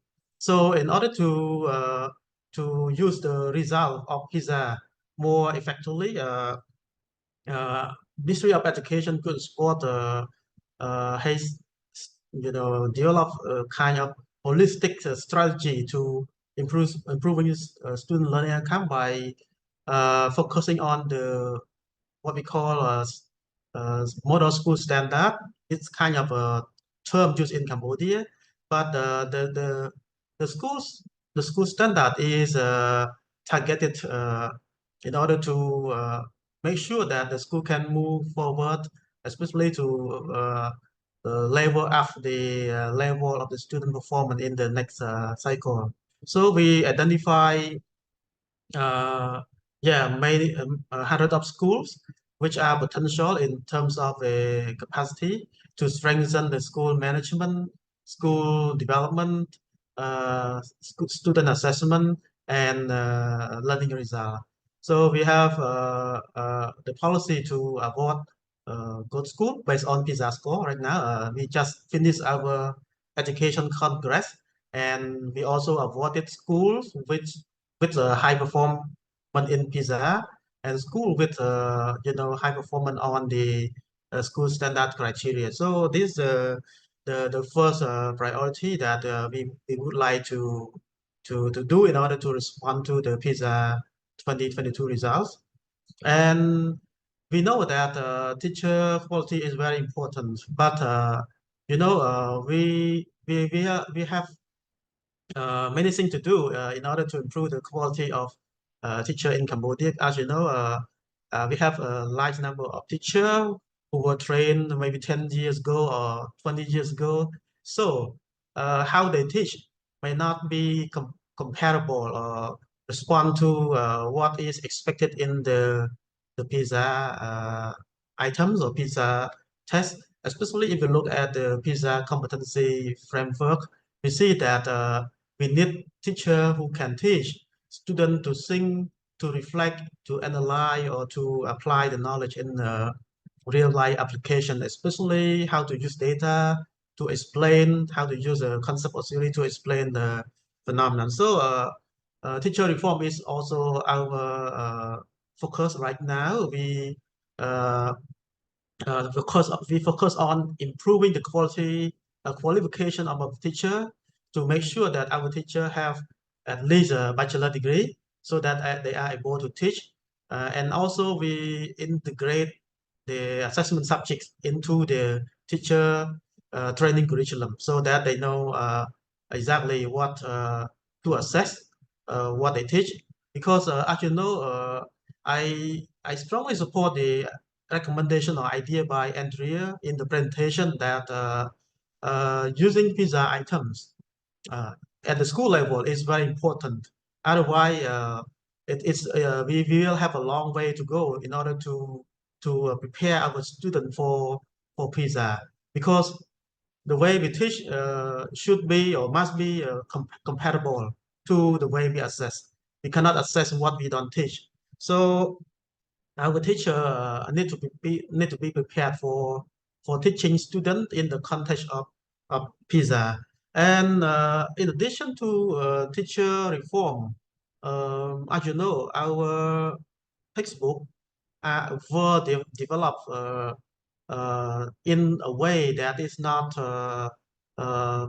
really responding to the framework developed in the context of PISA assessment. So curriculum development, textbook review are the things that we need to highlight in our education reform, and we are doing it right now. I would like to share a little bit further in regard to the how we use the PISA result at the school level. So across schools that we target at the school standard, we are implementing the activity to integrate PISA items in teaching and learning at school. For example, we use what we call standardized testing or kind of diagnostic assessment. Is integrating PISA items. Maybe we have some sample of PISA items, previous PISA items. So we diagnose the student to know their weaknesses and strengths, and then we use those items in teaching and learning, and we also aim to improve two things. For the first one is about the teaching, what we call teaching plan improvement. So the lesson plan can be revised in a way that respond to the PISA, and also assessment. Our assessment, we have monthly test, semester, other formative assessment as well. But the whole idea is that we will focus on using the assessment that integrate the learning and teaching concept familiar with PISA.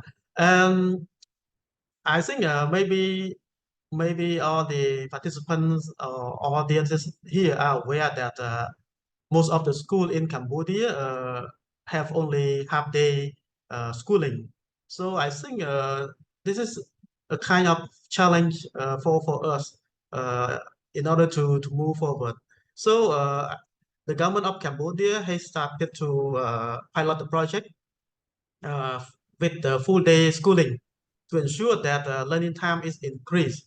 As you know, PISA 2022 data show that we have a limited learning time and also some other disruption as presented in Andrea's presentation, disruption by digital devices, by absenteeism or other disciplines. So full day schooling is one of the priorities that we have started to invest. So that we can come back for the next. Yeah, please complete. So we can also come back to you after everybody's spoken. So if you could wrap up, please. Yeah, the last point I would like to highlight is in order to improve school, management, school governance, community participation is very important. So at the school level, we created the school management committee, which consists of the parents and the community representatives to work together on the student learning monitoring, so that we can know. And community participation is one of the standard indicator to evaluate school in Cambodia. So I stop here right now, so we can open for further discussion. Thank you. Thank you. Thank you. Thank you so much. Let's try to come back for another round after everybody has spoken. Thank you so much. Now turn to Philippines. Isek Janir Datukan. ADB and Philippines have had a long-standing collaboration in school education over many years, and it's been a very important collaboration for both sides. And thank you also, Asek Jani, for joining us today on the day of Eid, and to you also, Salamat Hari Raya Puasa. Thank you so much. Asek Jani is Assistant Secretary for Curriculum and Teaching in the Department of Education of the Philippines. Prior to that, he was the University and Board Secretary of the Philippines Normal University. Again, extensive experience in the area of education. I would like to ask you to share from your perspective. The Department of Education has been undertaking a series of reforms under the Matatag agenda, and you've been leading some of the the work around the K-12 curriculum, student assessment reforms, teacher improvements, including several training platforms that have been initiated, all of which are targeted at improving the quality of teaching, learning, and improving the performance of Philippines in learning competencies. Given this, very strong series of reforms that are already underway, could you share a little bit about your insights on what you heard today, and what you heard today from the other speakers, and where you think are the points of inflection for Philippines to take more reinforced actions and or reinforce the reforms that are already underway? Over to you. Thank you very much, Shanti. So as you mentioned earlier, that the Philippines actually embarked on improving its current curriculum, the K-12 curriculum, into a more resilient curriculum, which is the Matatag curriculum. For the first time, the crafting of this curriculum involved various stakeholders. So we involved here stakeholders coming from the academe. We have industry partners. We have public and private school teachers that were crucial in developing and finalizing the papers and the curriculum guides that is now the Matatag curriculum. Now, listening to our counterparts from other countries, it would seem that really the focus is to improve learning outcomes, and the learning outcomes would actually be influenced by improving the curriculum itself. And I've heard that Indonesia is actually doing that through their own brand of curriculum, and also Cambodia. And we are currently doing that with the Matatag curriculum. And the Matatag curriculum was created because of several key issues. One was a review of the curriculum because there was no evident increase or improvement in the academic performance of our students based on national and international large-scale assessments.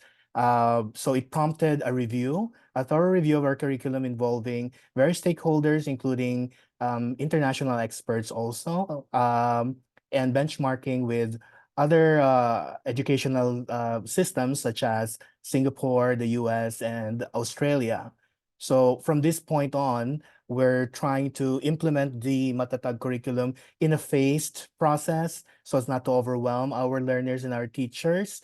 We'll be implementing kindergarten, grades 1, 4, 7, this coming school year, 2024 to 2025, followed by the next phase, which would be the grade 2, 5, 8 in 2025 to 2026, and in grade 2026 to 2027, grade 3, 6, and 9, and the final implementation of the grade 10 curriculum, grade 10 Matatag curriculum in school year 2027 to 2028.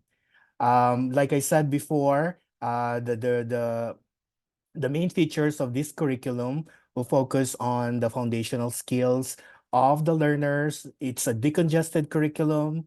It significantly reduced number of learning competencies, balance the cognitive demands so that as each grade level progresses, there's a shift from the focus on low level to higher level order thinking.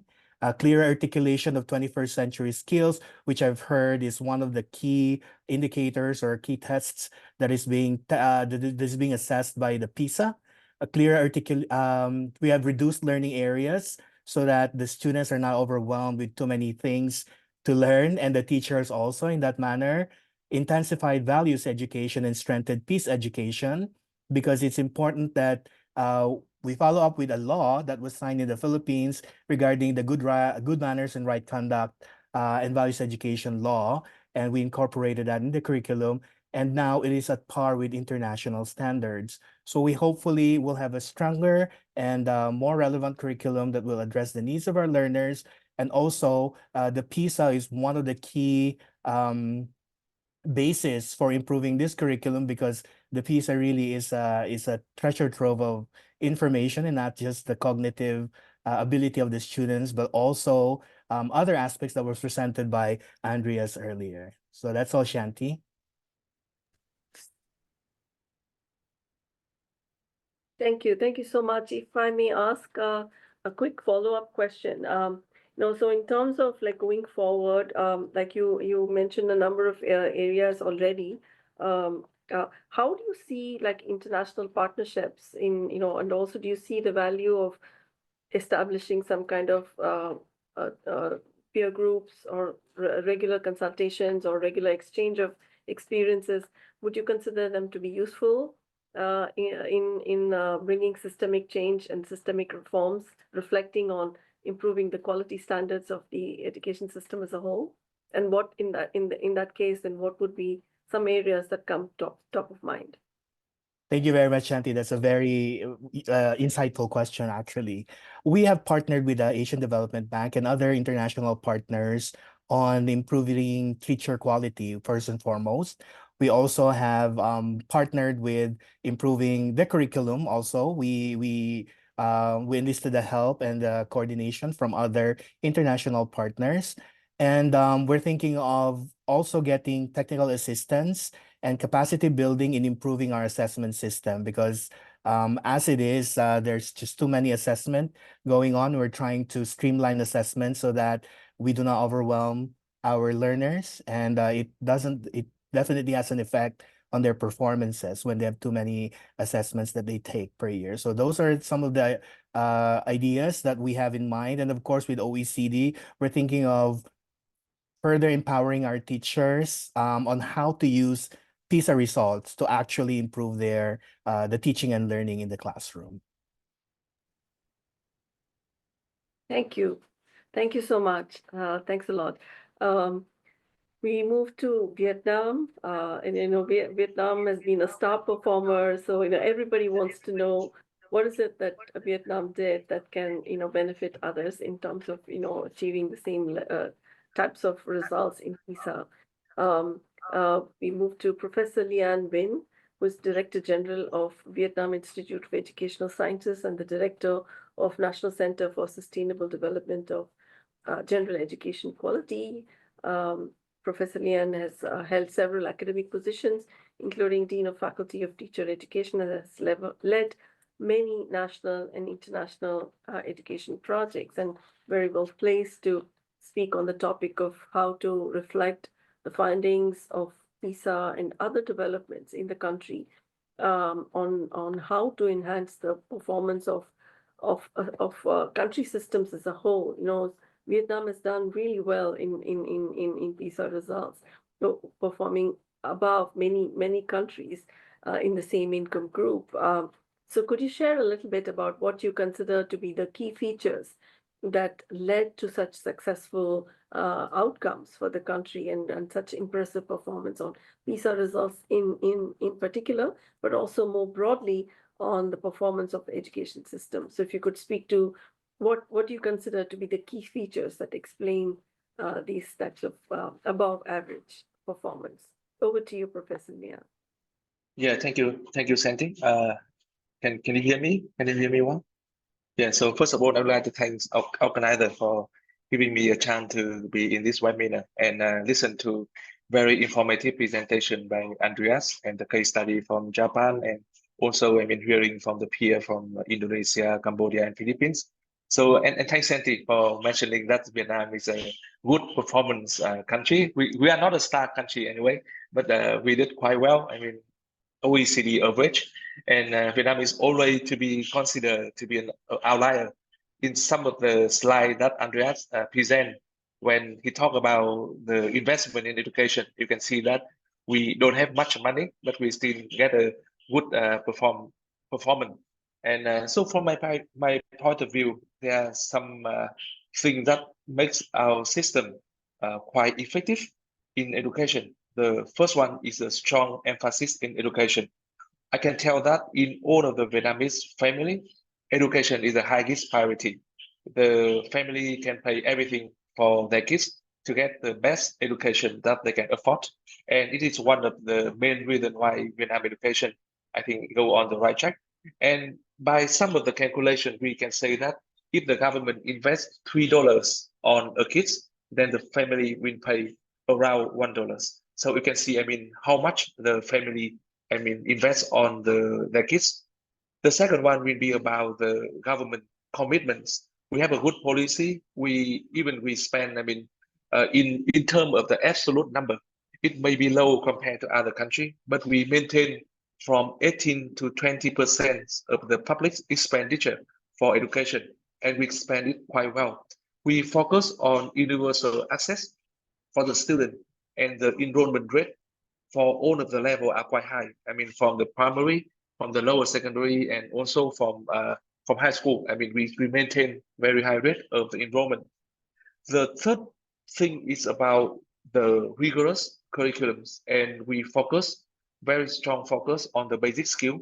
So basically, the kids in Vietnam, they need to learn the basic skill like numeracy, literacy, and quite proficient. After that, I think we have no problem for the early primary education.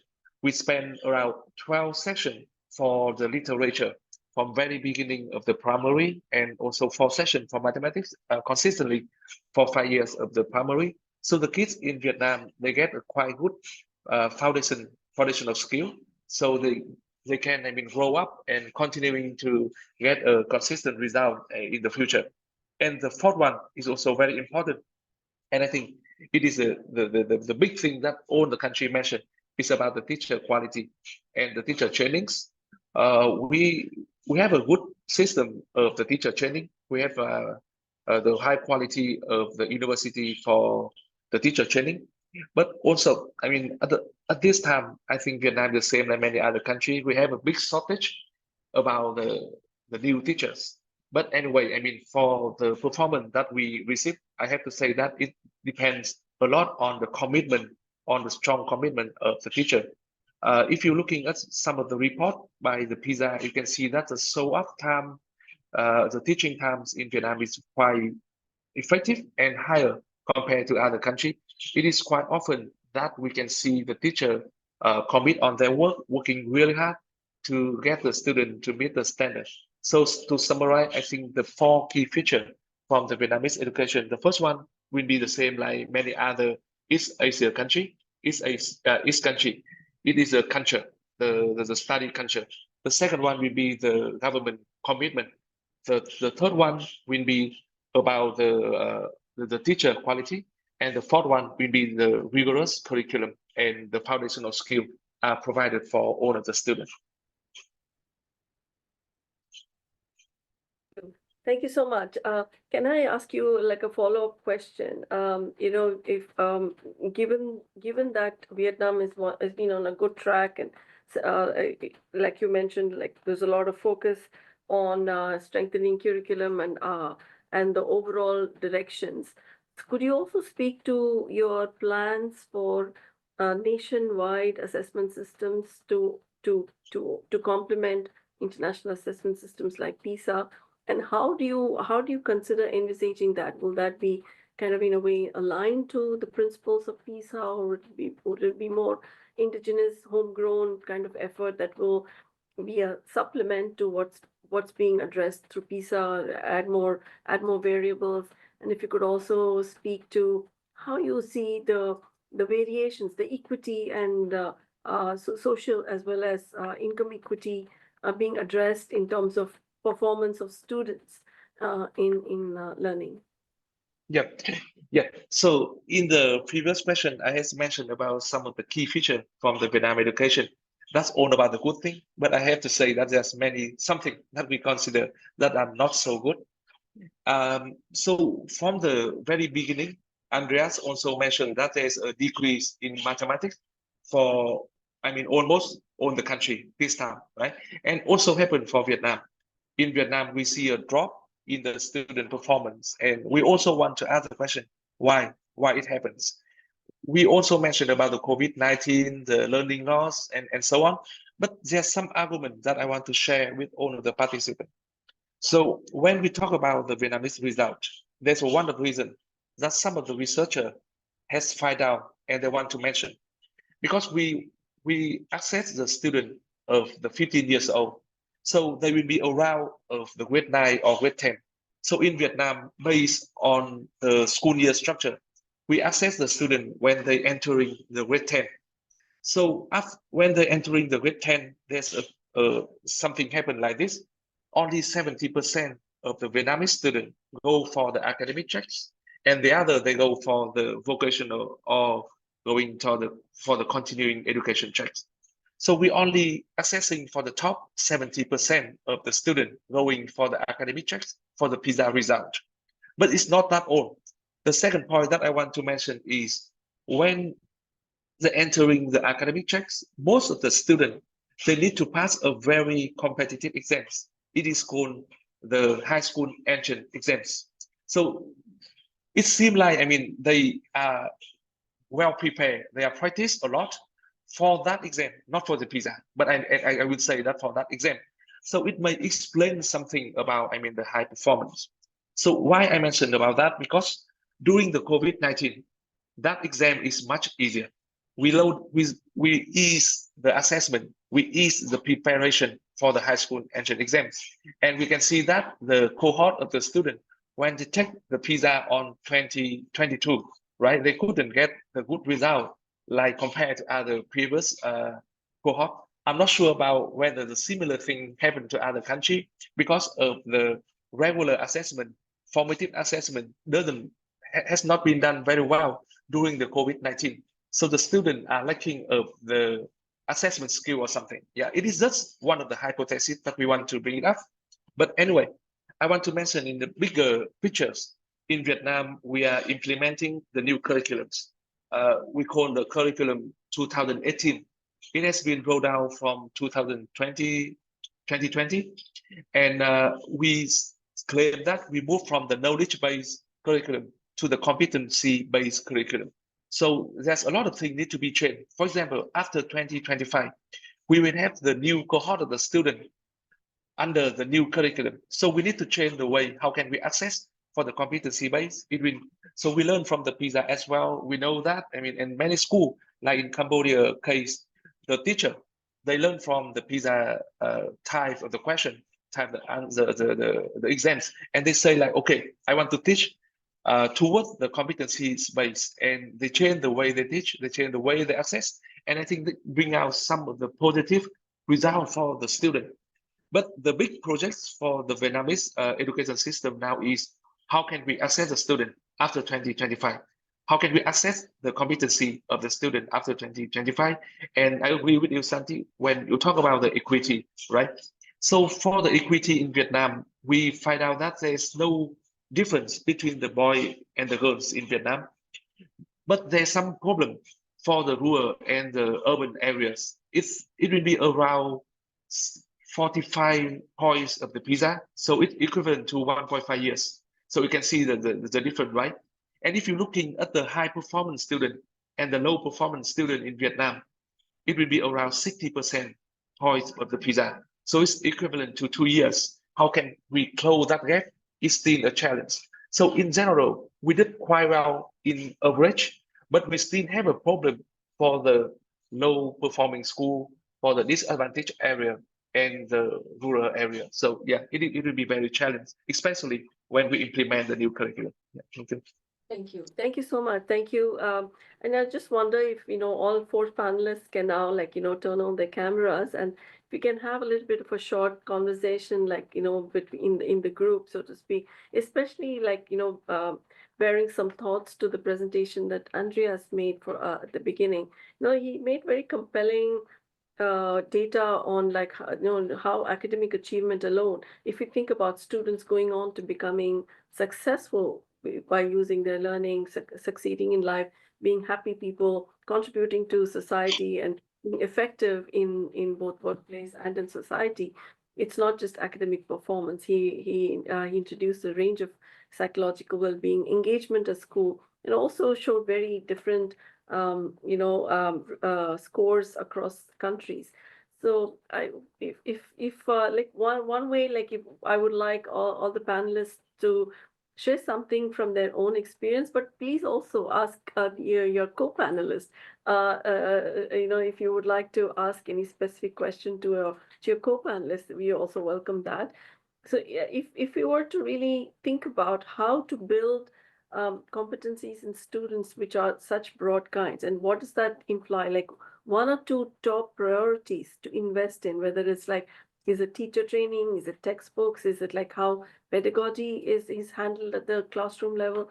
What are the 2 or 3 really important areas to pay attention to if we want students to become equally good, in academic terms, but also in all the other areas that Andreas listed, which then is what is going to make them successful as students coming out of schools and institutions going forward into society and economy. So maybe I can start with Mr. Anindito, if you could share some thoughts on that, and then let's keep it very brief, and we can make it interactive, and please also feel free to ask each other. Over to you, Sure. Mr. Anindito. Thank you so much, Shanti. Thoughtful question again. First of all, I would have to agree with Andreas and really emphasize the message that he was trying to convey, which is that education should be much more than improving academic performance of students.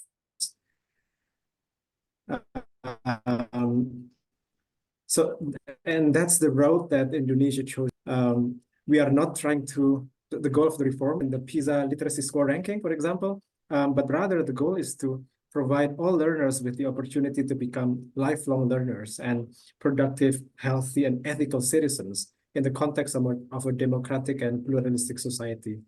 That's why in our national assessment, we not only measure reading literacy and mathematical literacy, we also measure various aspects of social-emotional competencies, including social collaboration, independence in learning, creative dispositions, and so on, precisely because we view that the goal of education shouldn't be just about improving the cognitive aspects of education. And that might come at the cost of, not making as much progress in those cognitive areas. And that's okay for us, because we want to have an education that's broader than simply improving cognitive outcomes.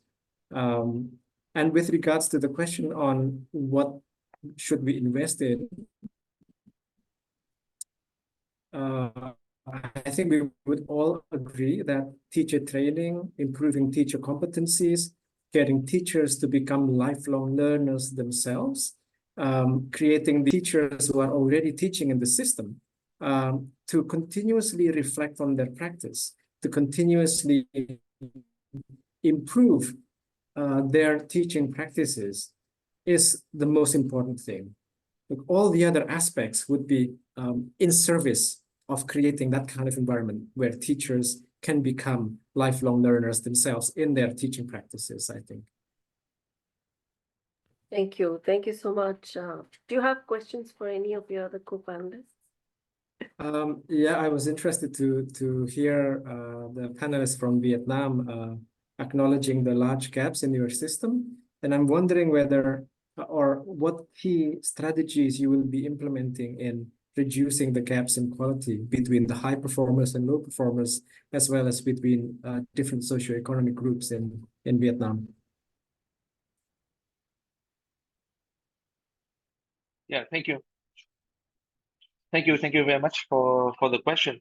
Yeah, so as I mentioned, we identify the gap between the performance of the different groups of the student, especially for the gap between the socio-economic background of the student. I think it is inevitable in all of the country, right? It is very difficult to solve.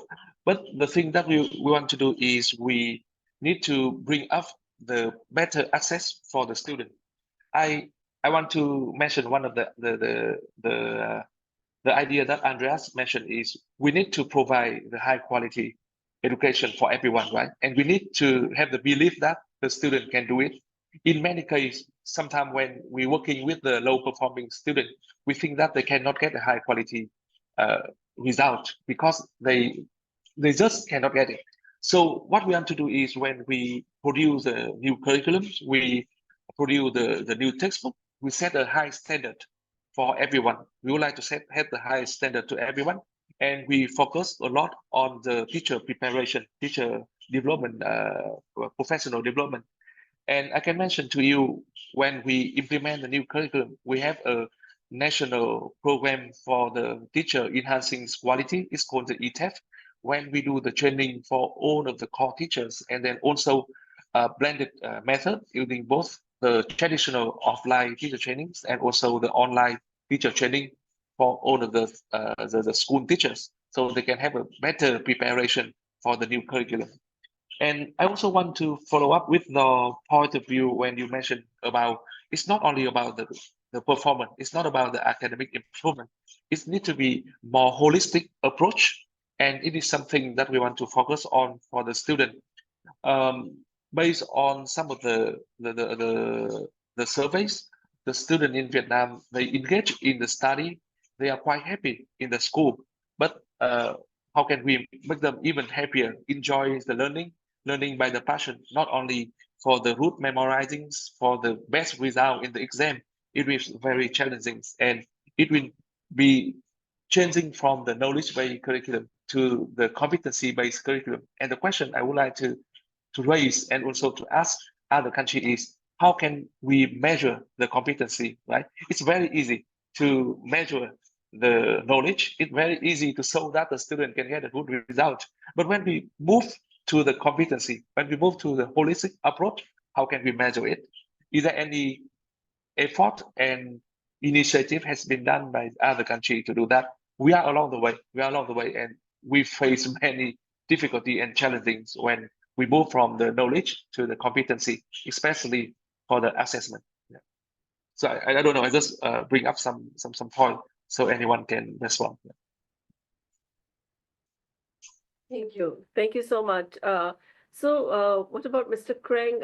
If you were to look at strengthening the more broad-based development of student learning, both cognitive and non-cognitive, and also improve school level engagement, what are the sort of directions that you consider would be important, and the sort of investments that may be needed both at the school level and the local level? Could you share your thoughts briefly, please? Thank you very much. Actually, this is a very critical question. We are actually exploring the way how to make it work. As you know, learning is not just about learning at in the class or at school. So we have the direction from our Prime Minister as well as in the education policy that we have to emphasize beyond the learning outcomes like a score, but we also need to focus on the school health, extracurricular activity. Those kind of things are included in the school standard evaluation. So this is one of the approaches. And for the way how to improve the curriculum, I think it's raised by the Vietnamese panelists as well. I think it's a new thing that we need to explore, but I would like to emphasize that competency-based assessment needs to start with knowledge and skill assessment. That is the bottom line. And if we design our curriculum in a way that we strengthen the knowledge and skill in the whole package, I think we can do it in both formative and summative assessment.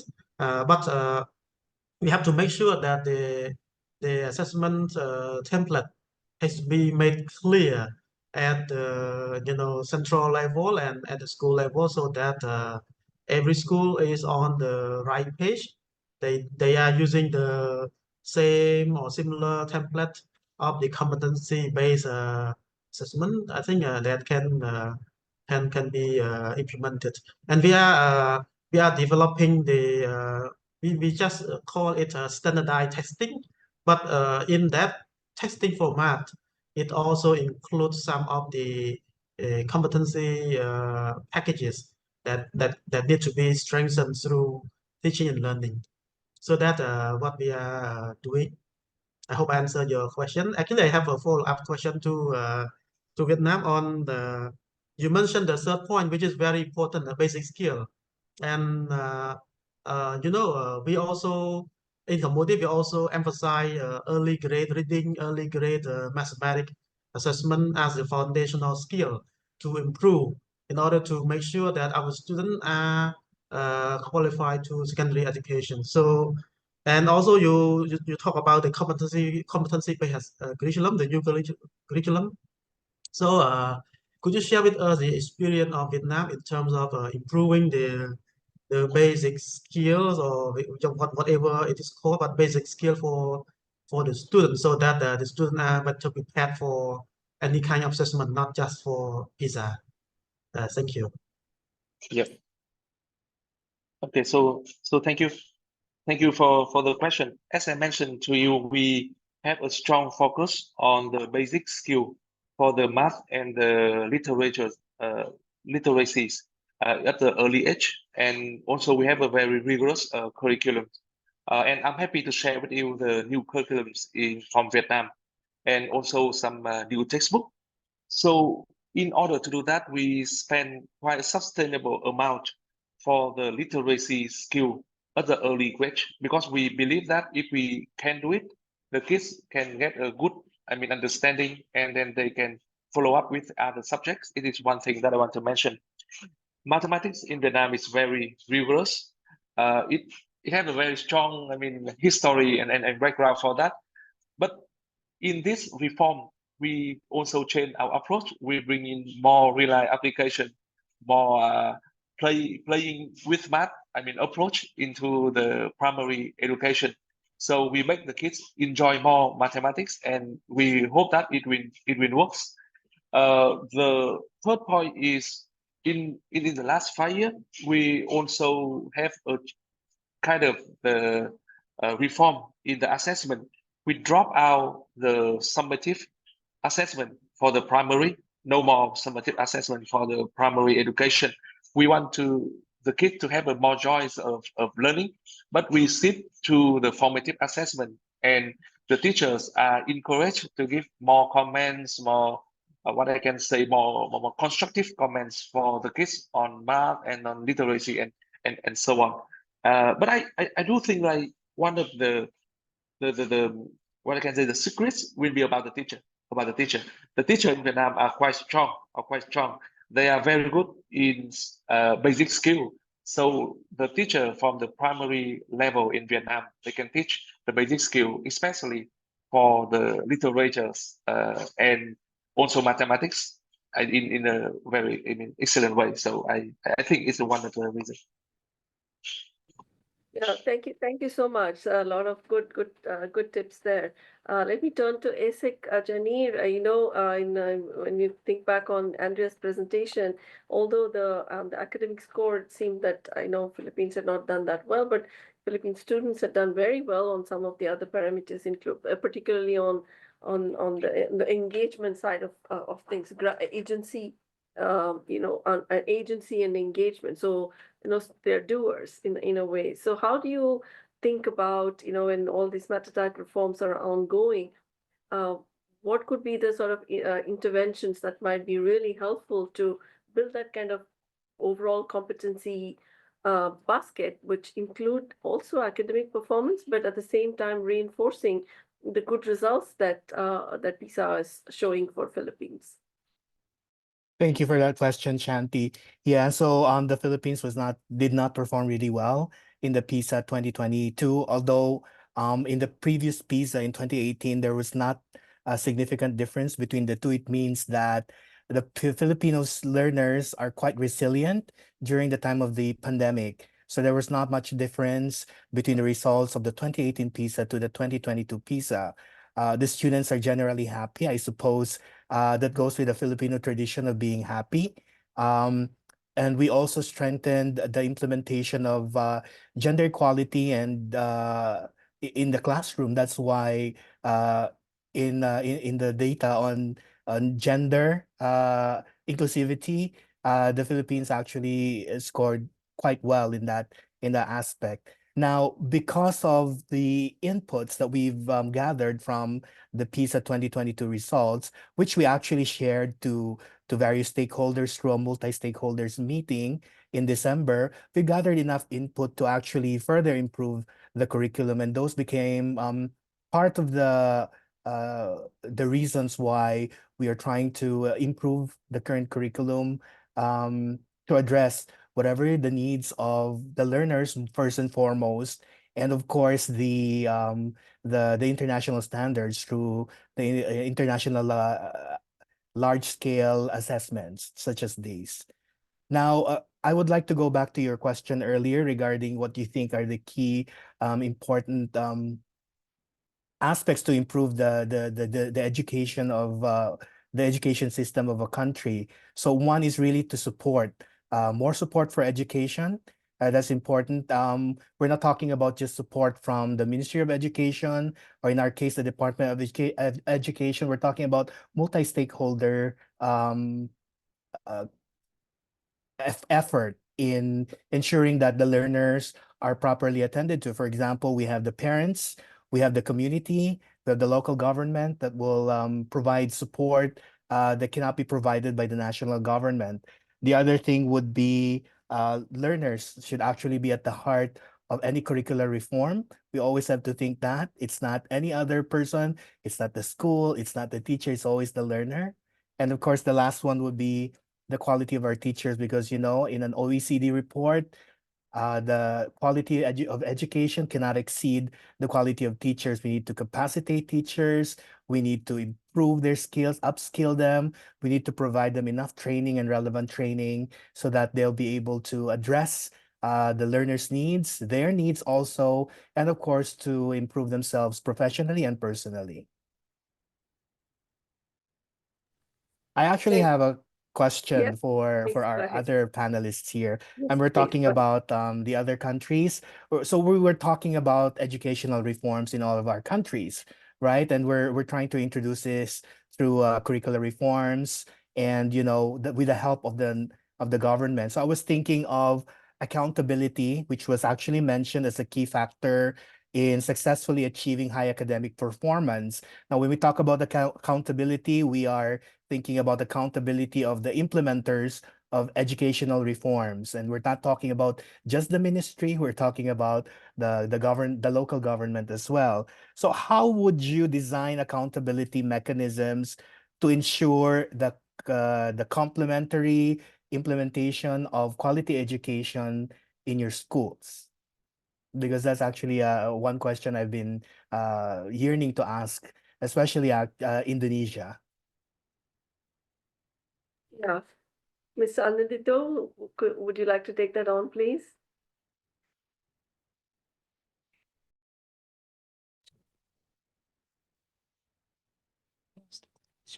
Okay. I think Ms. Anandito lost the connection. How about going to Viet Nam, Professor Leon?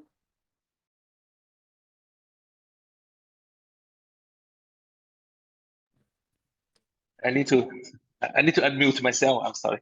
Yeah, thank you, Access, for very nice question. I think you touched on a very important point when we mentioned about that accountability is the key factor for the successful achieving the high academic performance.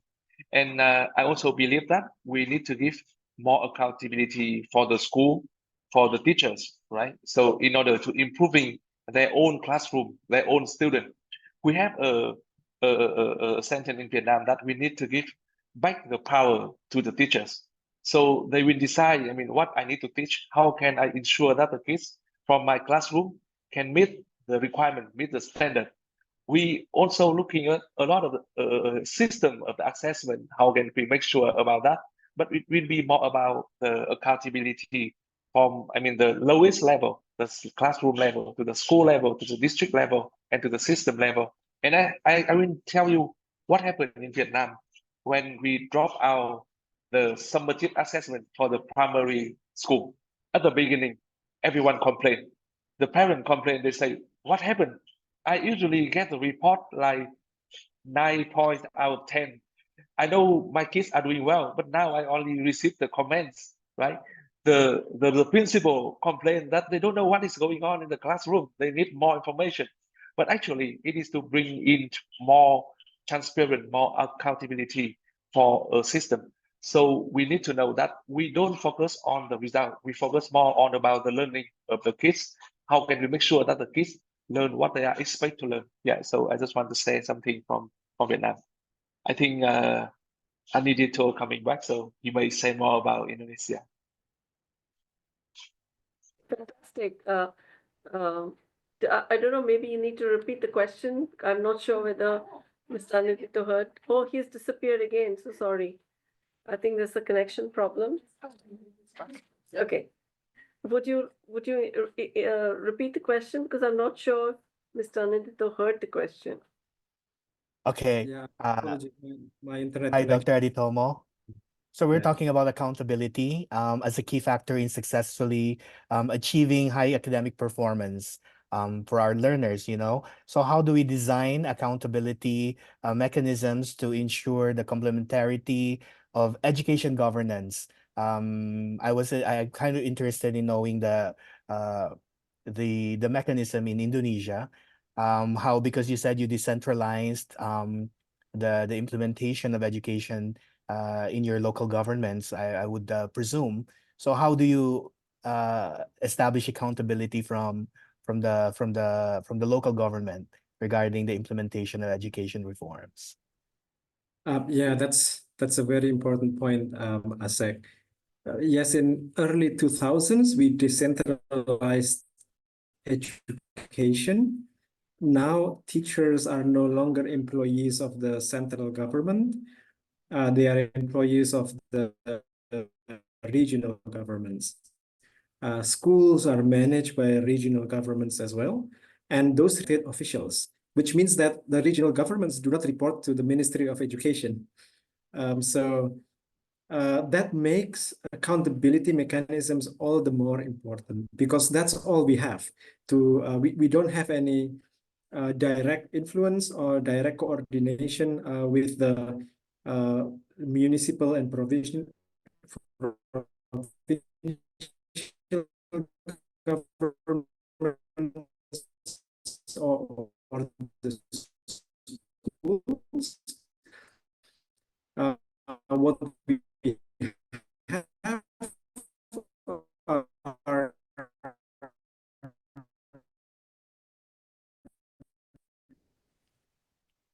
Mr. Anindito, I think we are losing you because of the poor connection.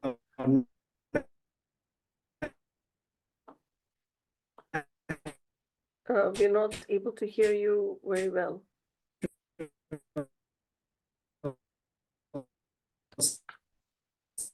Standards and accountability mechanisms.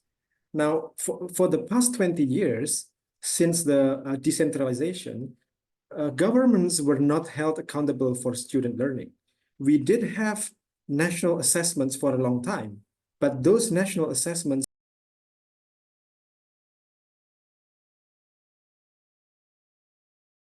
Sorry about that. I think Mr. Anindito lost connection again, so maybe we need to move on. But before that, I'd like to really thank all 4 panelists for giving us time and for sharing your insights. And this has been a great conversation, and we'll definitely aim to have more of such conversations in the future as well. Thank you to each of you for giving us time and your insights, and look forward to such a conversation again in the future. We missed one case study earlier on from Morocco.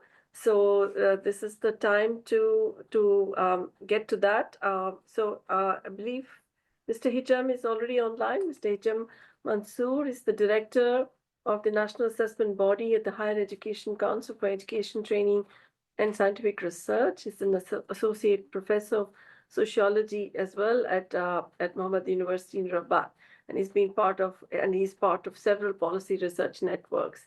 Mr. Hijam, over to you to share your experience and your case study on Morocco. If you could keep it brief to about 10 minutes or so. Thank you so much. Thank you very much. Thank you very much. I'm very happy to be with you today. Do you hear me? Yes. Yeah, I'm trying to share my screen. Do you see my screen? I'm trying to share the presentation.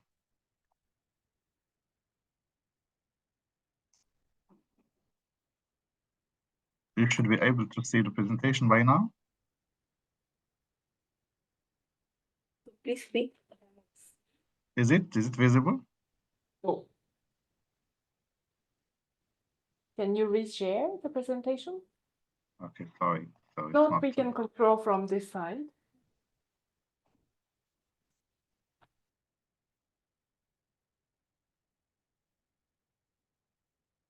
And then you can guide the advancement of the.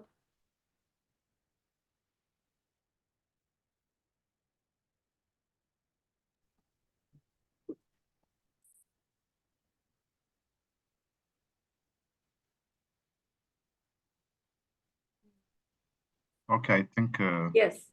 My colleague Lucia is sharing the screen, the presentation instead. Okay, so I'm very happy to participate today to this webinar on student achievements, and I'm sorry I had to present earlier, but I had some technical issues with the Zoom application. Let me just start by saying that what I'm going to present is a case study about how cooperation and collaboration with the OECD Education Division resulted in the reinforcement of our National Student Achievement Program, which actually started back in 2008 in Morocco to assess Moroccan students' achievement in terms of the national curriculum, because in addition to participating in international student achievements such as PISA, teams, peers, etc., Morocco decided through the national evaluation body belonging to the Higher Council of Education to design a national program, and I will talk about this program in a bit, and briefly compare it with PISA, and also talking about how this collaboration and cooperation with the OECD has enabled us to introduce, to align this program with the international students' achievement standard, such as rotating booklets and introducing aligned administration guides and following the best standards in this regard, and also about how also this collaboration enables us to introduce the competency and skills assessments, which we are in the process of developing as a result of this collaboration. So next slide, please. So the national program of students' achievements, in French, Programme National d'Évaluation des Acquis, aims at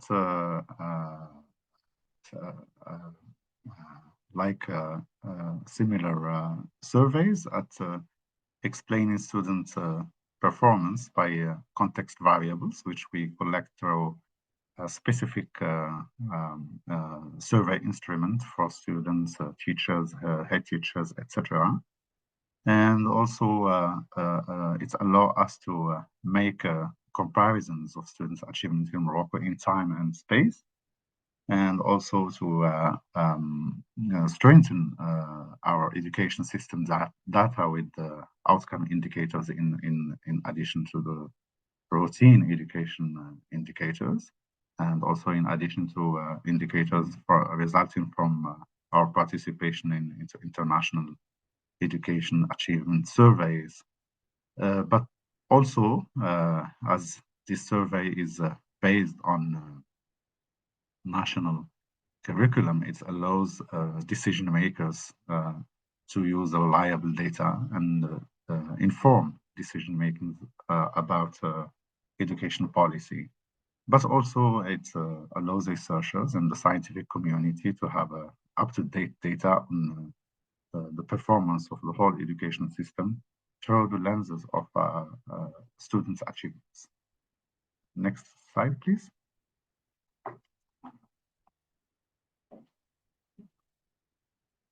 So if you want a very brief comparison between our national program of student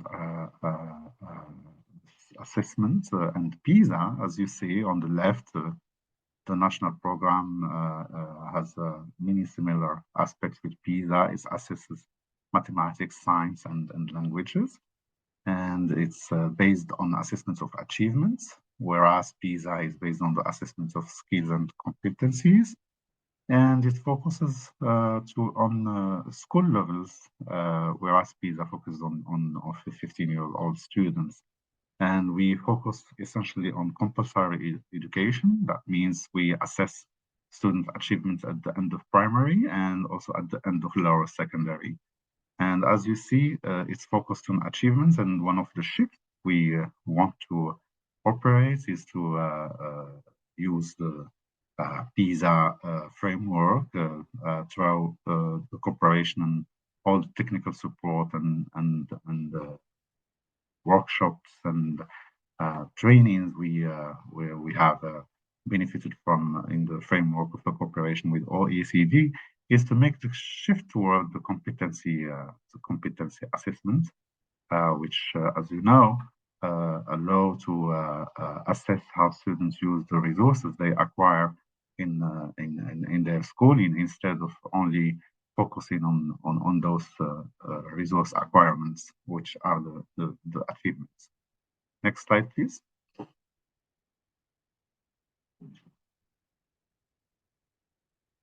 So this is very technical, but I just want to mention the content of the technical support, our team, and also the larger national teams, such as the item designers, the pedagogical inspectors that work with us in designing the students' competency and achievement test. This cooperation helps us to introduce this a very interesting approach of using the rotating books, which we have not used before, which aims to be able to test a larger number of items while students spend less time in getting tested in a portion of that larger set of items in a very small time. But also the methodology,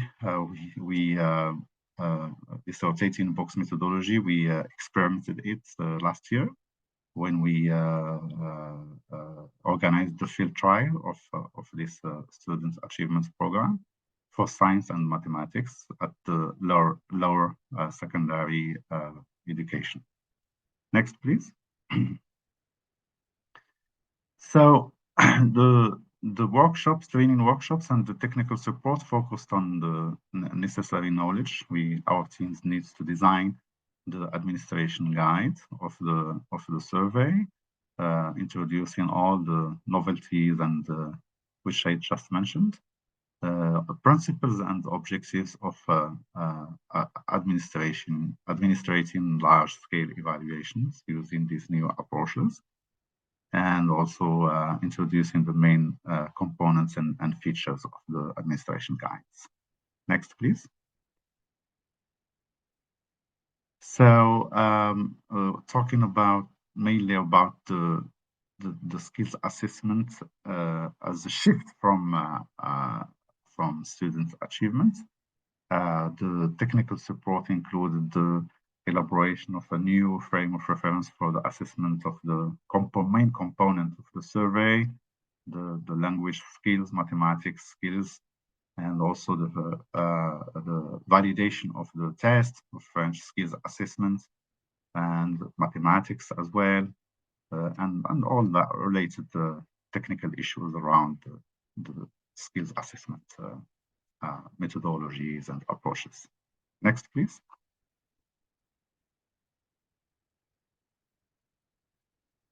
So to wrap up, the support of OECD using the PISA accumulated knowledge and expertise focused on the following points is that we want to strengthen our national survey, but using the best international standards.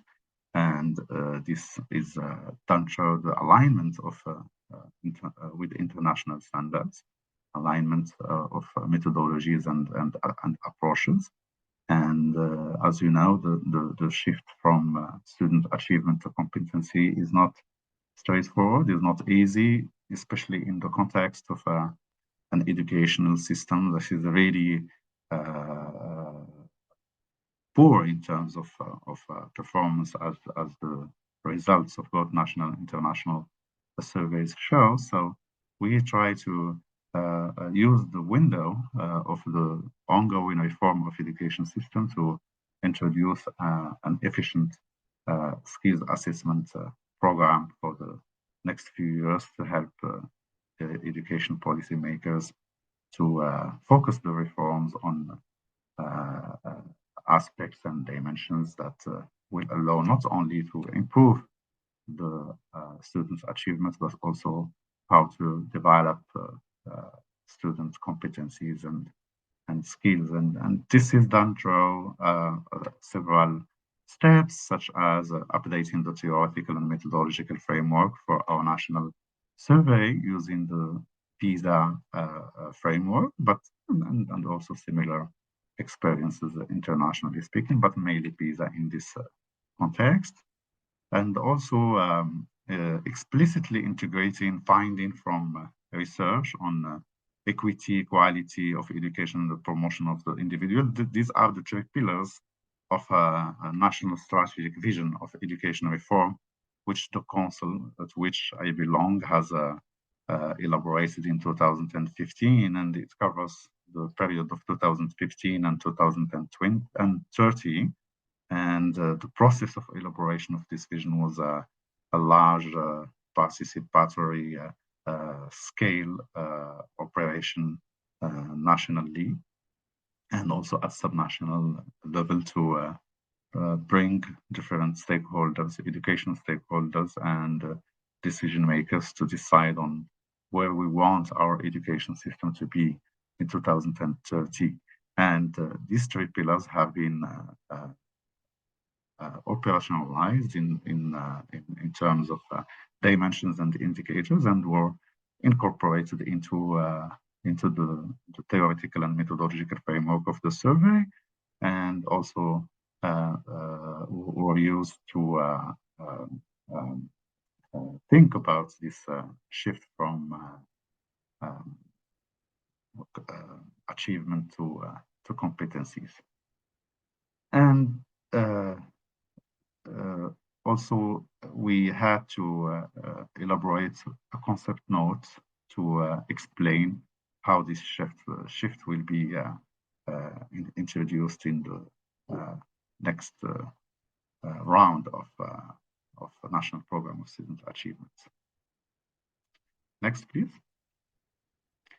I think I will conclude by this graph, which just presents the three pillars I just talked about: equality, equity, and quality. And as you can see in the four boxes, we have students' achievements on the top, and we have the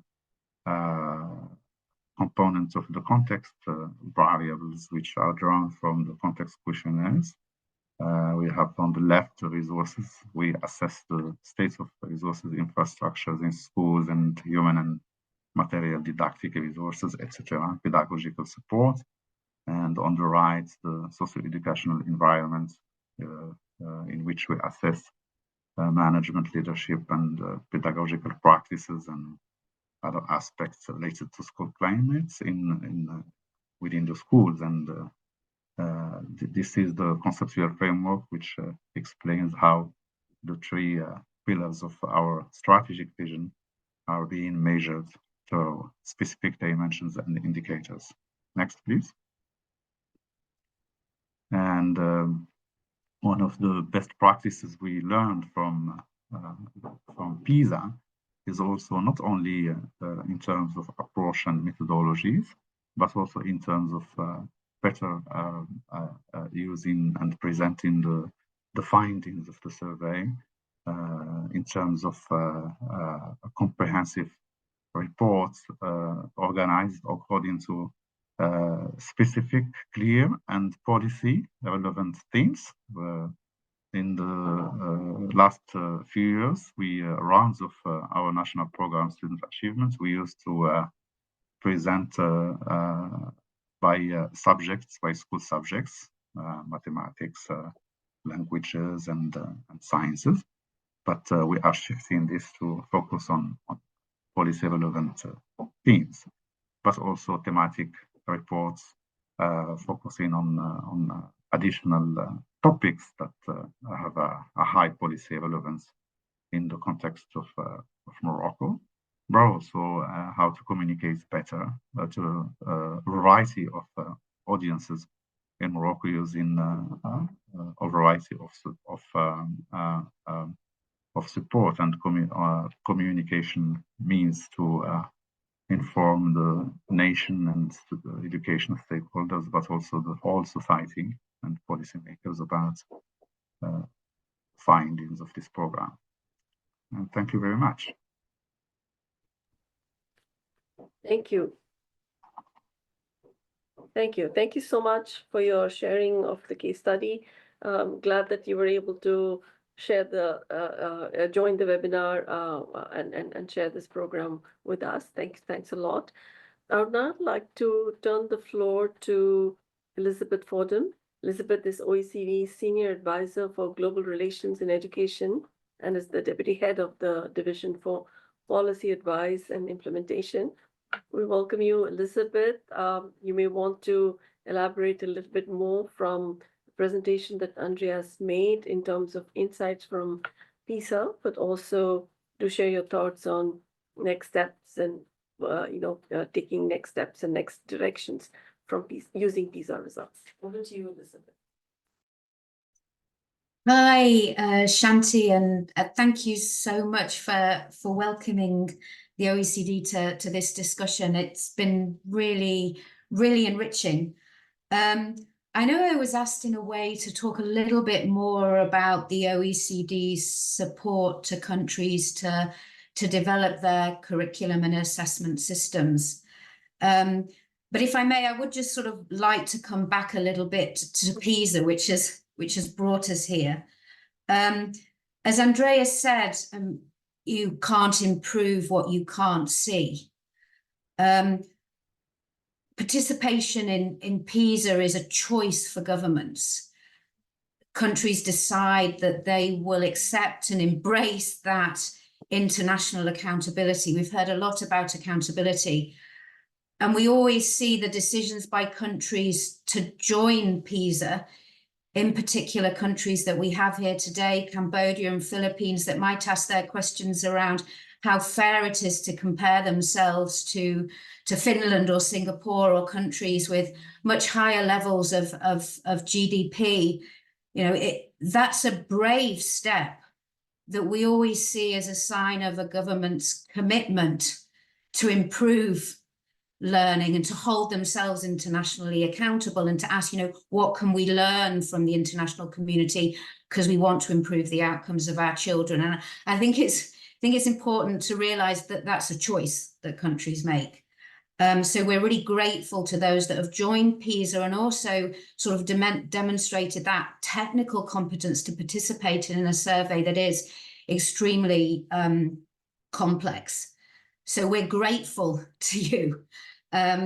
And I've listened with, great interest to the points that have come up and sort of thought a little bit about what would be helpful for me in a way of wrapping up some of the points that I've heard, but also look forward to how the OECD might accompany some of the countries in Southeast Asia working with the ADB to improve their curriculum and assessment systems. I mean, obviously, OECD is very well known for PISA, and we've heard a lot about the richness of PISA. It's not just about cognitive outcomes, it's also about attitudes to learning, social and emotional skills, and the policies and practices associated with learning. The OECD collects a huge amount of data through PISA. We also, at the OECD, look globally at the evidence that exists around what makes for effective policy, and mapping policies around the world to improve student learning outcomes. And my role at the OECD, as you said at the beginning, I'm not in the PISA team, that I'm part of the team that looks at international policy practice and helps to mobilize that international experience to support countries. We're very much aware that the success of policies are context specific, but we nevertheless believe that there's a huge amount that we can learn from countries internationally. I'd like to pick up then on sort of the 3 points that Andreas made at the end of his presentation about how the OECD mobilizes its access to international experience to support countries. Andreas mentioned 3 areas: policy advice, technical assistance, and capacity development. And it's wonderful to follow on from Morocco, a country that we've worked with in all 3 of those areas. But just to sort of perhaps pause briefly on each. I mean, first of all, policy advice.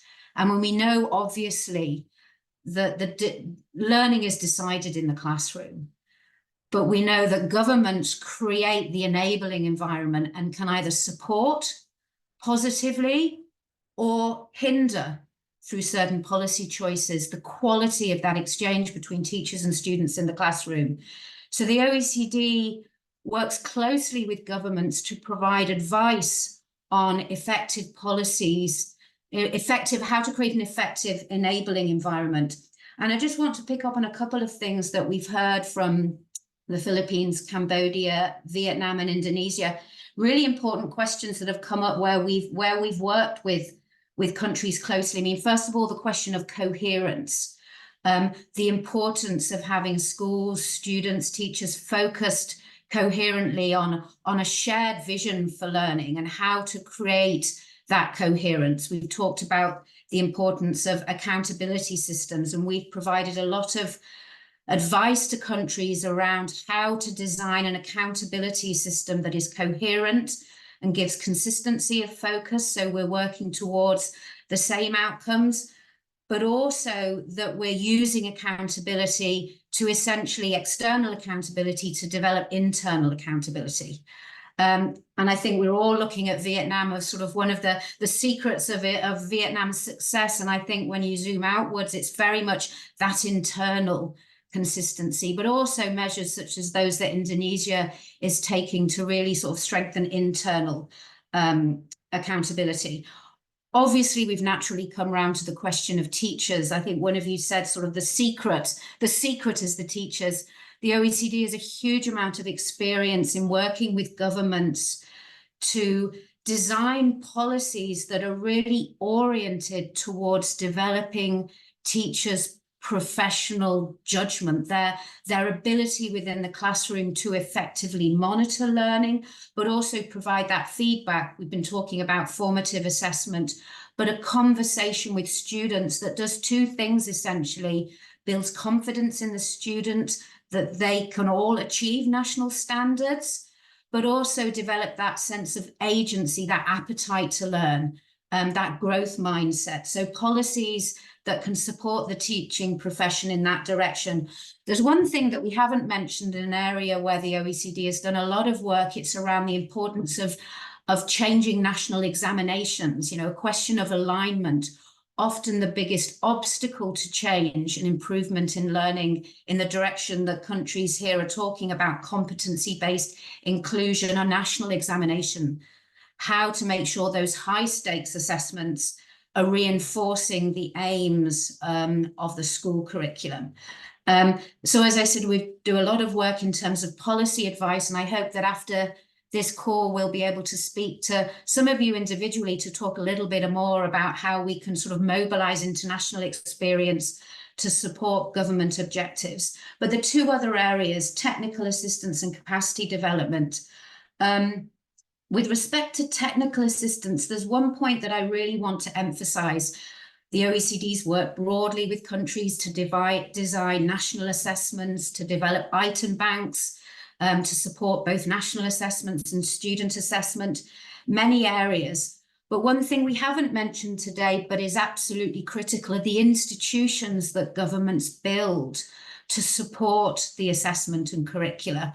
And an area where we've worked very closely with countries is developing those institutional capabilities and the competencies of the evaluation institutes that are responsible for collecting evidence on learning, the most important information that you want as a government, but also how to ensure sort of constructive challenge between national evaluation agencies and governments. Obviously, you have the international objectivity of PISA, sort of every 3-4 years, sort of telling you how you're doing. But government wants, you know, a trusted challenge partner nationally to say, okay, this is how you look independently in ways that are much more closely aligned with national goals. And then finally on capacity development and really bringing us a little bit more to the PISA data. I mean, administering this assessment, as I said, is already a huge achievement. The question of really how to draw value from that exceptionally rich database, but also from national databases on student learning and other forms of evidence. A huge amount of work that we've done at the OECD, and I know that with the Philippines as well and Cambodia, to help you develop those individual capabilities to analyze student assessment, the statistical capabilities. I was really here, I see you, Yori, the work to develop the capacity to design surveys, how you can learn from PISA to pose the right questions in your own national assessment. So these are just sort of a little bit of a snapshot of the areas where we've accompanied countries and where we really look forward to picking up after today's webinar with you individually in the ADB about how we can accompany you to draw value from PISA, but in particular to support, you know, the tremendous level of ambition that we see nationally to improve student learning. But thank you very much. And I've just learned so much from this exchange. It's been a real pleasure. Thank you, Elizabeth. I think you outlined very nicely, you know, how this type of analysis at a more aggregated level can be used to take ideas forward at the country level and the kind of support that OECD can provide. And I like the term accompany because it's like a joint agenda. It's like do this together rather than being instructed to, but it's like doing this together. So we are at the end of this like very interesting but timely and highly relevant webinar. You know, we invest in education in across many different countries, and the foundational level of learning at school level, at secondary level, is just so crucial to build the edifice going forward. And all investments in post-secondary and tertiary is really predicated on successful accomplishment of competencies at secondary level. So we really need to work together on this to build on this as well. I'll just maybe share a few points that occurred to me while I heard speakers. The first one being the whole balance between strengthening cognitive and non-cognitive skills, going beyond academic achievements to build more well-rounded students that are capable of applying knowledge to real life. So not just acquire stock of knowledge, but be able to apply them to real life, and also moving from lower to higher order competencies, and how to draw on the learning to bring to real life. The second is around strengthening this assessment, ecosystem as a whole, using a PISA, but also looking at national level assessment systems, formative assessments, and what we heard is, growth mindset promotion, and how do we use all of this? And Elizabeth mentioned high-stake exams, so let's not forget that these are really big topics for developing partner countries. So how do we make sense of different levels and different tiers of assessment systems, and how to cohere the agenda so there's this certain common set of principles that are applied to assessment systems across the board, and they're not at cross purposes with each other. And the next one is around possible circular approach to quality. For instance, we use assessment as a way to judge how curriculum and teaching perform, but also use the assessment data to in turn, change and improve curriculum, teacher professional development, use of textbooks, and again, using the sort of circular look for quality to improve different pieces and different tools that are used in education systems to deliver education to students. The next one could be around the national and local level. Many people refer to school level and local level, and the case study of Saitama. So I think we need to really bring assessment discussions at different levels, and they have different roles to play, and they have different equality tools to apply. So we need to really think about how assessment practices, assessment tools, assessment analysis plays out at different levels. And the last point being on international partnerships and more continued sharing of experiences. So we had a wonderful peer group joining us today.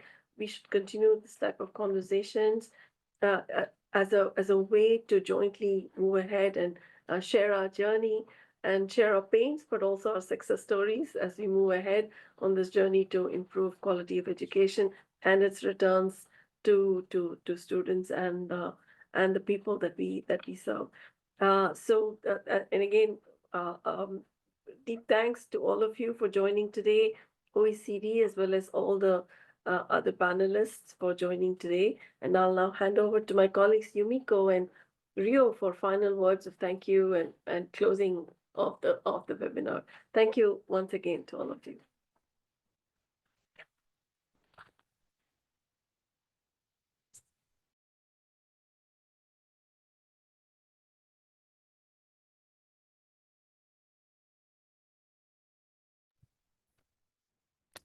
Okay, well, thank you very much. I just want to repeat what Shanti said.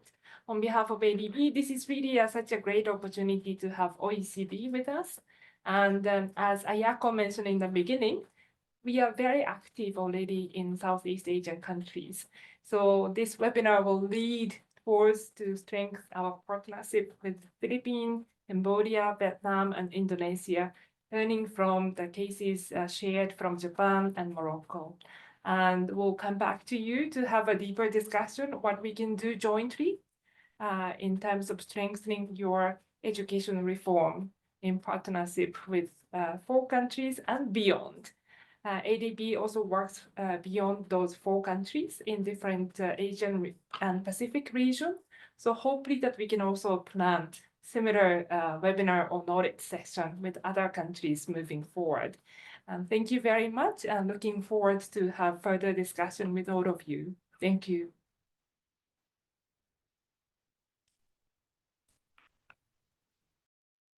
And have a great rest of the day, everyone.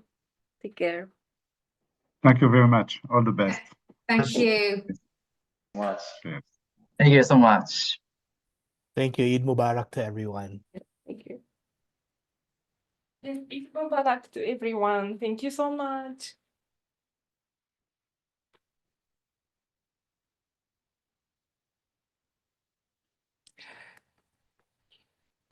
That's it. Thank you so much.